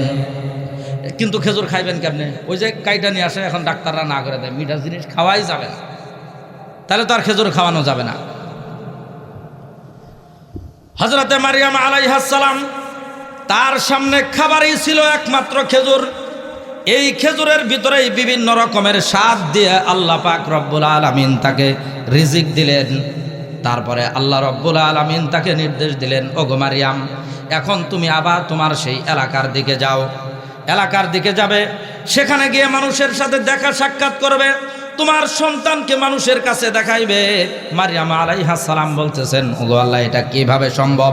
অথচ এই সমাজের মানুষের কাছ থেকে আমি পলায়ন করে চলে এসেছি, তারা আমার এই ঘটনার কারণে আমার খালু হযরতে জাকারিয়া আলাইহিস সালামকে তারা হত্যা করেছে, এখন আমি তাদের কাছে গেলে তারা আমাকে কি জীবিত রাখবে? আল্লাহ পাক রব্বুল আলামিন বললেন, ওগো মারিয়াম, এই সমস্ত চিন্তা তোমার করতে হবে না, তুমি যাবে, মানুষের কাছে যাবে, লোকালয়ে যাবে, তারা তোমার কাছে যে ধরনের প্রশ্ন করবে, প্রশ্ন করার সাথে সাথে তুমি একটা মাত্র উত্তর দিবে, ফাকুলি ইন্নী নাযারতু লিররহমানি সাওমা ফালান উকাল্লিমাল ইয়াউমা ইনসিয়া। তোমার কাছে যে যা কিছু প্রশ্ন করবে তুমি শুধু একটা কথাই বলবা যে আমি রোজা মান্যত করেছি, রোজা রাখছি, তোমাদের যা জিজ্ঞেস করার এই ছোট বাচ্চাকে জিজ্ঞেস করো। তিনি মানুষের কাছে গেলেন, আল্লাহ পাক রব্বুল আলামিন যেভাবে নির্দেশ দিলেন সেভাবেই তিনি করলেন। মানুষগুলো আরো বেশি ক্ষিপ্ত হয়ে গেল যে ফাজলামি শুরু করছো, একবার তো ইজ্জত নষ্ট করছো, আবার এই ছোট বাচ্চার দিকে ইশারা করে কথা বলার জন্য ইঙ্গিত করে তোমরা আমার সাথে আবার ইয়ার্কি করতেছ। ওগো মারিয়াম, তুমি কথা বলো, এই ছোট বাচ্চা কথা বলতে পারবে না। মারিয়াম আলাইহিস সালামের প্রতি কিছু মানুষ চড়াও হয়ে যায়, এরকম চড়াও হয় মানে অল্পতে লাভ দিয়ে যায়, ধরে ঠাস করে ধরে, এরকম কিছু মানুষ আছে না? এরা জীবনে মানে নিজেদেরকে বোঝায় যে আমরা নেতা, ওইটা সব যুগেই ছিল, ওরা বোঝায় যে আমরা নেতা, এরা আসলে জীবনেও নেতা হইতে পারে না। আর আসলেই যারা ভারী নেতা, যাদের মাথায় আছে কিছু, ওরা কোনোদিন এইভাবে লাফালাফি করে না। আর লাফালাফি যেটি করে এটি কোনোদিন নেতা হইতেও পারে না। ওই পিছন থেকে লাভ দিয়ে যায়, ধরতে চায়, ধরবে না, মারবে না, ছুবে না, খাবে, কি এক অবস্থা। হযরতে মারিয়াম আলাইহিস সালাম বলতেছেন, তোমাদের যা কিছু জানার এই বাচ্চাকে জিজ্ঞাসা করো। তারা বাচ্চাকে জিজ্ঞাসা করবে না। এমন সময় হঠাৎ করে একজন ব্যক্তি বলতেছে, আচ্ছা মারিয়াম যেহেতু রোজা রেখেছে, যদিও অপরাধী কিন্তু রোজা তো রেখেছে, তাকে এইভাবে জোর করা ঠিক হবে না। আমাদের শরীয়তের ভিতরে যে বিধান, রোজা রাখলে আমাদের খাদ্য গ্রহণ করা যাবে না, স্ত্রীর কাছে যাওয়া যাবে না। আর সেই যুগে রোজা রাখার পদ্ধতি ছিল, রোজা রাখলে কথা বলা যাবে না, চুপ করে থাকতে হবে। আল্লাহ পাক রব্বুল আলামিন মারিয়াম আলাইহিস সালামকে সেই রোজা রাখার নির্দেশ দিয়েছিলেন। এজন্যে যাদের রোজার প্রতি সম্মান বোধ ছিল, এমন একজন ব্যক্তি বলতেছে, আচ্ছা ঠিক আছে, আমরা মারিয়ামকে নয় এই বাচ্চাটাকেই জিজ্ঞাসা করি। বাচ্চার কাছে জিজ্ঞাসা করার সঙ্গে সঙ্গে সে জবাব দিচ্ছে, ইন্নী আবদুল্লাহ আতানিয়াল কিতাব ওয়া জাআলানি নাবিয়্যা। আমি আল্লাহর বান্দা, আল্লাহ পাক রব্বুল আলামিন আমাকে সৃষ্টি করেছেন, আমি দাসত্ব, আল্লাহ পাক রব্বুল আলামিনের দাসত্বকে মেনে নিয়েই আমি পৃথিবীতে আগমন করেছি। আল্লাহ পাক রব্বুল আলামিন নির্ধারিত সময় পার হওয়ার পরে আমাকে নবুয়ত দান করবেন, তারপরে আল্লাহ পাক রব্বুল আলামিন আমাকে কিতাব দান করবেন। এই কিতাবের উপরে ভিত্তি করে আমি মানব জাতিকে হেদায়েতের পথে ডাকবো, জান্নাতের পথে ডাকবো, জাহান্নাম থেকে বিরত থাকার কথা বলবো। আল্লাহ পাক রব্বুল আলামিন আমাকে এই সমস্ত নিয়ামতগুলো দান করেছেন এবং সাথে সাথে আমি ঈসা যেখানেই থাকি না কেন সেখানেই আল্লাহ পাক রব্বুল আলামিন আমাকে বরকতময় করে রাখবেন। আল্লাহ তাআলা আমাকে জন্মগতভাবেই বরকতময় করে দিয়েছেন। আমি বরকত নিয়েই জন্মগ্রহণ করেছি, আবার এই বরকত নিয়ে আমি দুনিয়ার থেকে আসমানে চলে যাব, আবার সেই বরকত নিয়ে আমি দুনিয়াতে আসব। আমার সেই বরকতকে পৃথিবীবাসীর কাছে ছড়ায় দিয়ে পৃথিবীর থেকে সমস্ত জুলুম এবং অন্যায়কে ধূলিসাৎ করে তারপরে আমি মৃত্যুবরণ করে রাসূলুল্লাহর পাশাপাশি আমি কবরস্থ হব। এই সমস্ত ভবিষ্যৎবাণীগুলো হযরতে ঈসা আলাইহিস সালাম দিয়ে দিলেন। ভবিষ্যৎবাণী দেওয়ার পরেও কিছু সংখ্যক মানুষ এগুলো মানতে চাচ্ছে না। তারা বলতেছে, এই ছোট বাচ্চা কথা বলতেছে, তাতে কি হয়েছে? তাকে নবুয়ত দিবে, তাতেই বা কি হয়েছে? কিতাব দিবে, এখনো পর্যন্ত তো দেয় নাই। নবুয়ত দিবে, এখনো পর্যন্ত তো নবুয়ত দেয় নাই। এই বাচ্চাকে যদি নবুয়ত দিতে পারে তাহলে আমাদেরকে নবুয়ত দিতে পারবে না। এই ধরনের উল্টাপাল্টা প্রশ্ন আমাদের নবী মুহাম্মদুর রাসূলুল্লাহ সাল্লাল্লাহু আলাইহি ওয়াসাল্লামের যুগেও এই সমস্ত কিছু লোক ছিল। নবীজির কাছে বারবার ওহী আসতো, নবীজি ওহীর আলোকে তাদেরকে বোঝাইতে চাইতেন, কিন্তু তারা নবীজির ওহীর সেই দাওয়াতগুলো না বুঝে তারা নবীজির সাথে বিভিন্নভাবে বাজে মন্তব্য এবং বিভিন্ন রকমের বাজে আচরণ করত। একবারের ঘটনা, হজের মৌসুমে সমস্ত মানুষ হজ করার জন্য আসবে পৃথিবীর বিভিন্ন অঞ্চল থেকে। সেই সময়ে কাফেররাও হজ করত। কাবার ঘরের প্রতি সমস্ত মানুষের একটা শ্রদ্ধাবোধ থাকতো। এজন্যে হজের মৌসুম আসলে যাদের সামর্থ্য আছে তারাই সেই কাবার ঘর তাওয়াফ করে আসতো। যে কাফের মুশরিক, ইসলাম মানে না, আল্লাহকে মানে না, এই ব্যক্তিও কাবার ঘরে আসতো, তাদের যাওয়ার অনুমতিও ছিল। মক্কার কাফের মুশরিকরা চিন্তা করলো, মুহাম্মদ তো আমাদের পুরাতন ধর্মের বিরুদ্ধে অবস্থান নিয়েছে। পুরাতন ধর্মের বিরুদ্ধে অবস্থান নেওয়ার কারণে মুহাম্মদ তার আচরণ দিয়ে, তার কথা দিয়ে, তার শ্রুতি মধুরতা দিয়ে মানুষকে এমনভাবে আকৃষ্ট করতেছে। হজের মৌসুমে যদি মুহাম্মদ ব্যাপকভাবে মানুষকে এভাবে দাওয়াত দিতে পারে তাহলে মুহাম্মদের সুনাম সুখ্যাতি গোটা পৃথিবীতে ছড়ায়া পড়বে। তখন আর আমরা মুহাম্মদের এই মিশনকে থামাতে পারবো না। তাহলে কি করা যায়? কি করবে? কিভাবে মুহাম্মদের এই মিশনকে বন্ধ করবে? মুহাম্মদের মিশনকে বন্ধ করার জন্য তারা সংসদ বসালো। আমাদের বাংলাদেশে যেমন সংসদ ভবন, মক্কাতে তখন ছিল দারুন নদওয়া। দারুন নদওয়াতে পরামর্শ করত। এই পরামর্শ সভা বসলো তড়িৎ গতিতে। একজন বলতেছে আমরা মুহাম্মদকে জাদুকর হিসাবে পরিচয় দিব, আরেকজন বলতেছে জাদুকর হিসাবে পরিচয় দিবা, অথচ গত বছর আমরা এখানে এসেছিলাম, আমরা তো তাকে জাদুকর হিসাবে তখন পরিচয় করাই নাই। হজের মানুষেরা চিন্তা করবে এক বছরে এত কত জাদুবিদ্যা শিখলো যে সবাই তার বিরুদ্ধে চলে গেল। এক বছরে এত জাদুবিদ্যা শেখা সম্ভব নাকি? তাহলে কি করা যায়? আরেকজন বলতেছে তাহলে আমরা তাকে গণক বলবো। সে বলতেছে গণকের বিদ্যাও শিখতে হয় সময় নিয়ে, এক বছরে এত বিদ্যা শেখা সম্ভব নয়। এইভাবে এক একজন এক এক মন্তব্য দিতেছে। এক একজন এক একভাবে পরামর্শ দিতেছে, বিভিন্ন জনের বিভিন্ন পরামর্শের পর এক পর্যায়ে সর্বশেষ এক ব্যক্তি আবু জাহাল, আবুল হেকাম, এই ব্যক্তি পরামর্শ দিচ্ছে এই সমস্ত কোনো কথাই গ্রহণযোগ্য হবে না। আমরা মাত্র সবাই মিলে একটা কথা বলবো, সেই কথাটা হলো আমরা সবাই মিলে বলবো মুহাম্মদ পাগল হয়ে গেছে, মুহাম্মদের কাছে তোমরা কেউ যাবা না। কারণ হলো পাগল এটা অসুস্থতা যে কোনো মুহূর্তে হতে পারে। অসুস্থ হওয়ার জন্য কোনো সময় লাগে না, বছর তো দূরের কথা, একটা সেকেন্ড সময় লাগে না অসুস্থ হইতে। অতএব পাগলের কথা যদি বলে মানুষ বিশ্বাস করবে যে হ্যাঁ, কারণ একজন মানুষ অসুস্থ হতেই পারে, পাগলের আচরণ করতেই পারে। অতএব মুহাম্মদ যেই তাঁবুর ভিতরে বসে থাকবে, তাঁবুর কাছে আমরা বিশাল বড় একটা চিহ্ন দেব, পতাকা টানায় রাখবো। ওই পতাকার দিকে ইঙ্গিত করে আমরা চিনায় দেব ওই যে পতাকার কাছাকাছি একটা তাঁবু আছে, ওই তাঁবুর ভিতরে একটা পাগল আছে, ওই পাগলের কাছে তোমরা কেউ যাবা না, তাহলে তোমরা বদ্দিন হয়ে যাবে।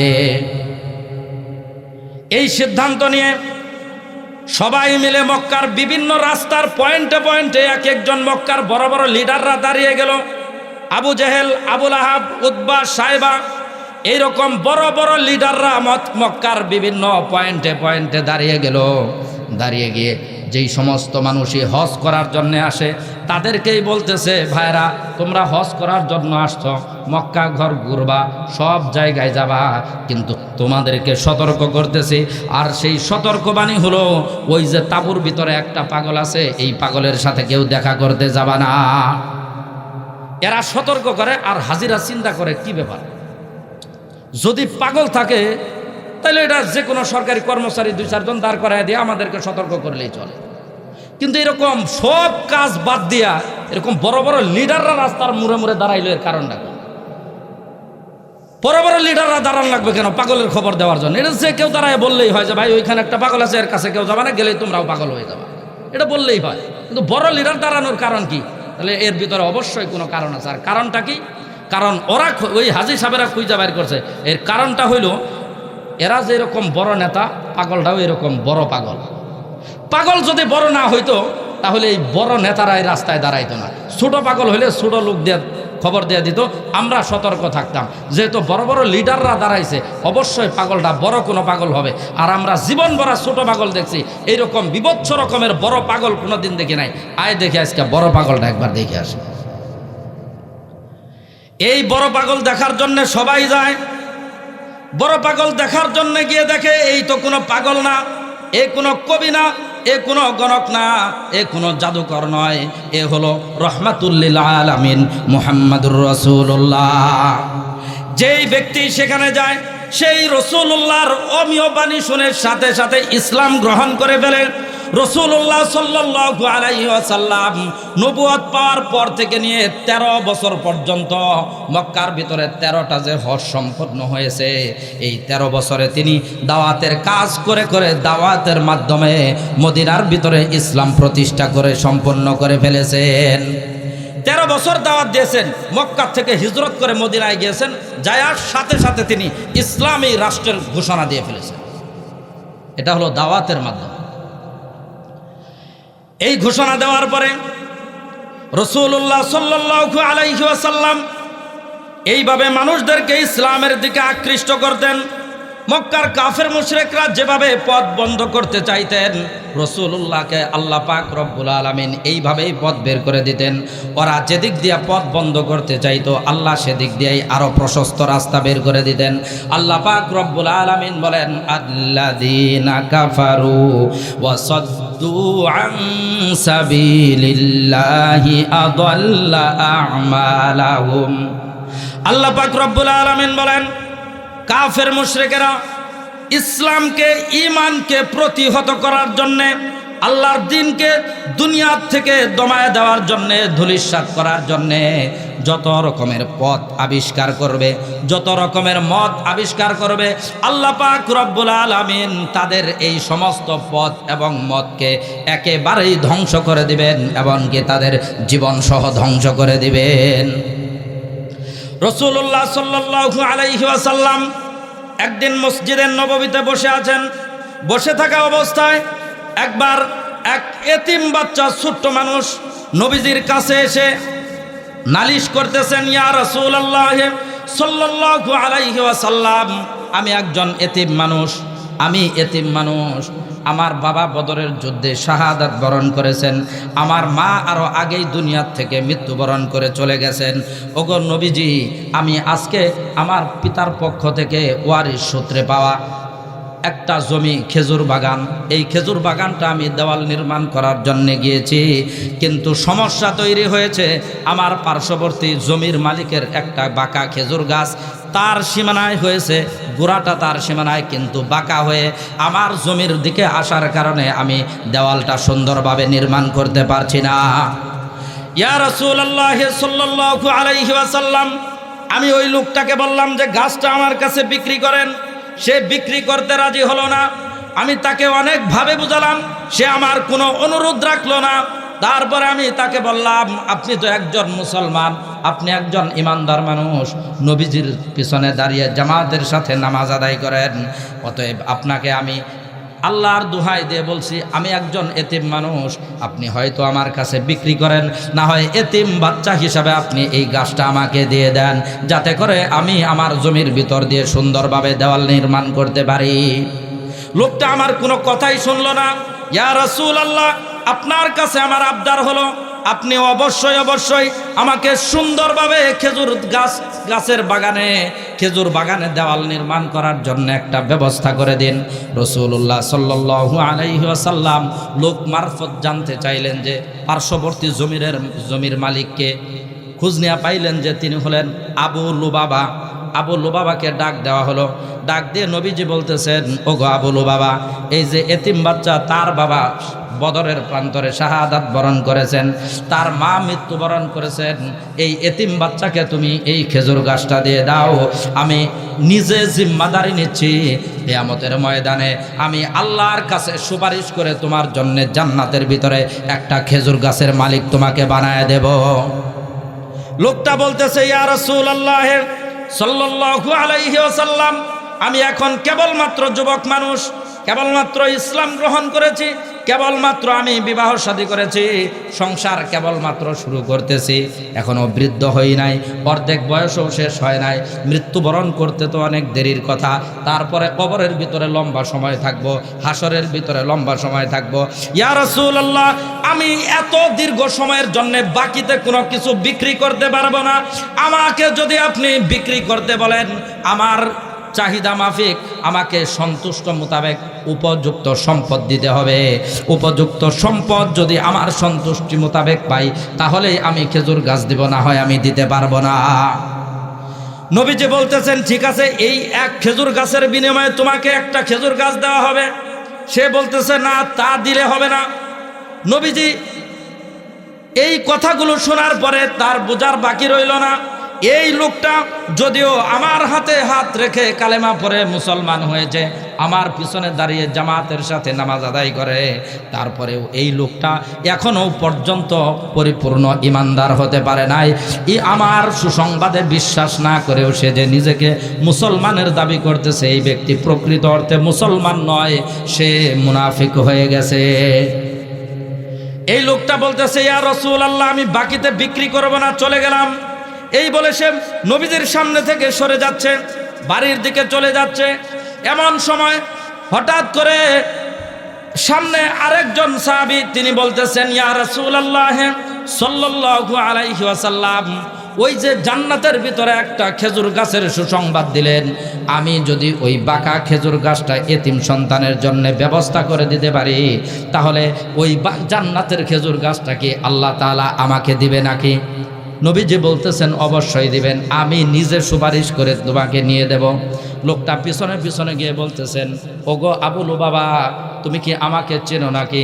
সে বলতেছে, হ্যাঁ, তোমাকে চিনি, তুমি আবু দাহদা। আমার যে খেজুর বাগান আছে তুমি চেনো নাকি? সে বলতেছে, তোমার খেজুর বাগানের কথা আমি তো জানি। মক্কার এমন কোন মানুষ আছে, মদিনার এমন কোন মানুষ আছে যে জানে না যে তোমার এত বড় বিশাল খেজুর বাগান আছে? আবু দাহদা রাদিয়াল্লাহু তাআলা আনহু, তার বিশাল বড় একটা খেজুর বাগান ছিল, যার ভিতরে ৬,০০০ খেজুর গাছ ছিল। এর ভিতরে কর্মচারীদের থাকার জন্য আলাদা আলাদা বাসস্থান ছিল। সেখানে আরবের ভিতরে পানির সবচাইতে বেশি কঠিন পরিস্থিতি ছিল। পানি উত্তোলন করার জন্য কয়েকটা কূপ ছিল, সেই কূপের ভিতর থেকে পানি উঠিয়ে এই খেজুর বাগান পরিচর্যা করত। এত সুন্দর সুজলা সুফলা একটা খেজুর বাগান। এই খেজুর বাগানের কথা তো সবাই জানে। আবুল বাবাকে বলতেছে, ওগো আবুল বাবা, তুমি যদি ওই একটা বাঁকা খেজুর গাছ আমাকে দাও, তাহলে আমি তোমাকে কথা দিচ্ছি আমার এই বিশাল খেজুর বাগানটা কূপ সহ বাড়িঘর সহ সব কিছু আমি তোমাকে দিয়ে দেব। তারপরেও তুমি আমাকে ওই একটা বাঁকা খেজুর গাছ দিবে নাকি? এটা তো অবশ্যই লোভনীয় একটা প্রস্তাব, অবশ্যই দিব, কোনো সন্দেহ নাই। কিন্তু সাক্ষী রাখতে হবে, কারণ সাক্ষী ছাড়া একটা মাত্র বাঁকা খেজুর গাছের বিনিময়ে এত বিশাল বড় বাগান ছেড়ে দেবে, এটা আমার বিশ্বাস হয় না। সাক্ষী আনো। সাক্ষীর উপস্থিতিতে এটা আদান প্রদান করা হলো। লেনদেন করার পরে হযরতে আবু দাহদা রাদিয়াল্লাহু তাআলা আনহু তার বাড়িতে চলে গেলেন।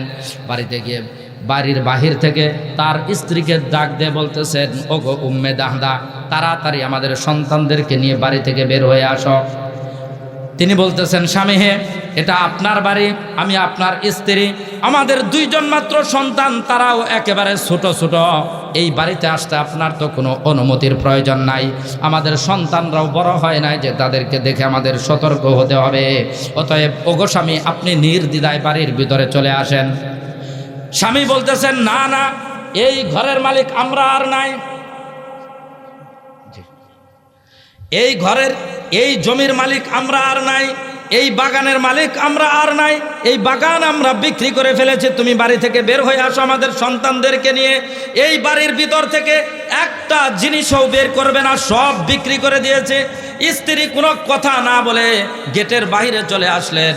আসার পরে স্বামীর কাছে জিজ্ঞাসা করতেছেন, ওগো স্বামী, এত বড় বাগান ক্রয় করলো, এই মদিনার ভিতরে এমন সম্পদশালী মানুষ কে আছে?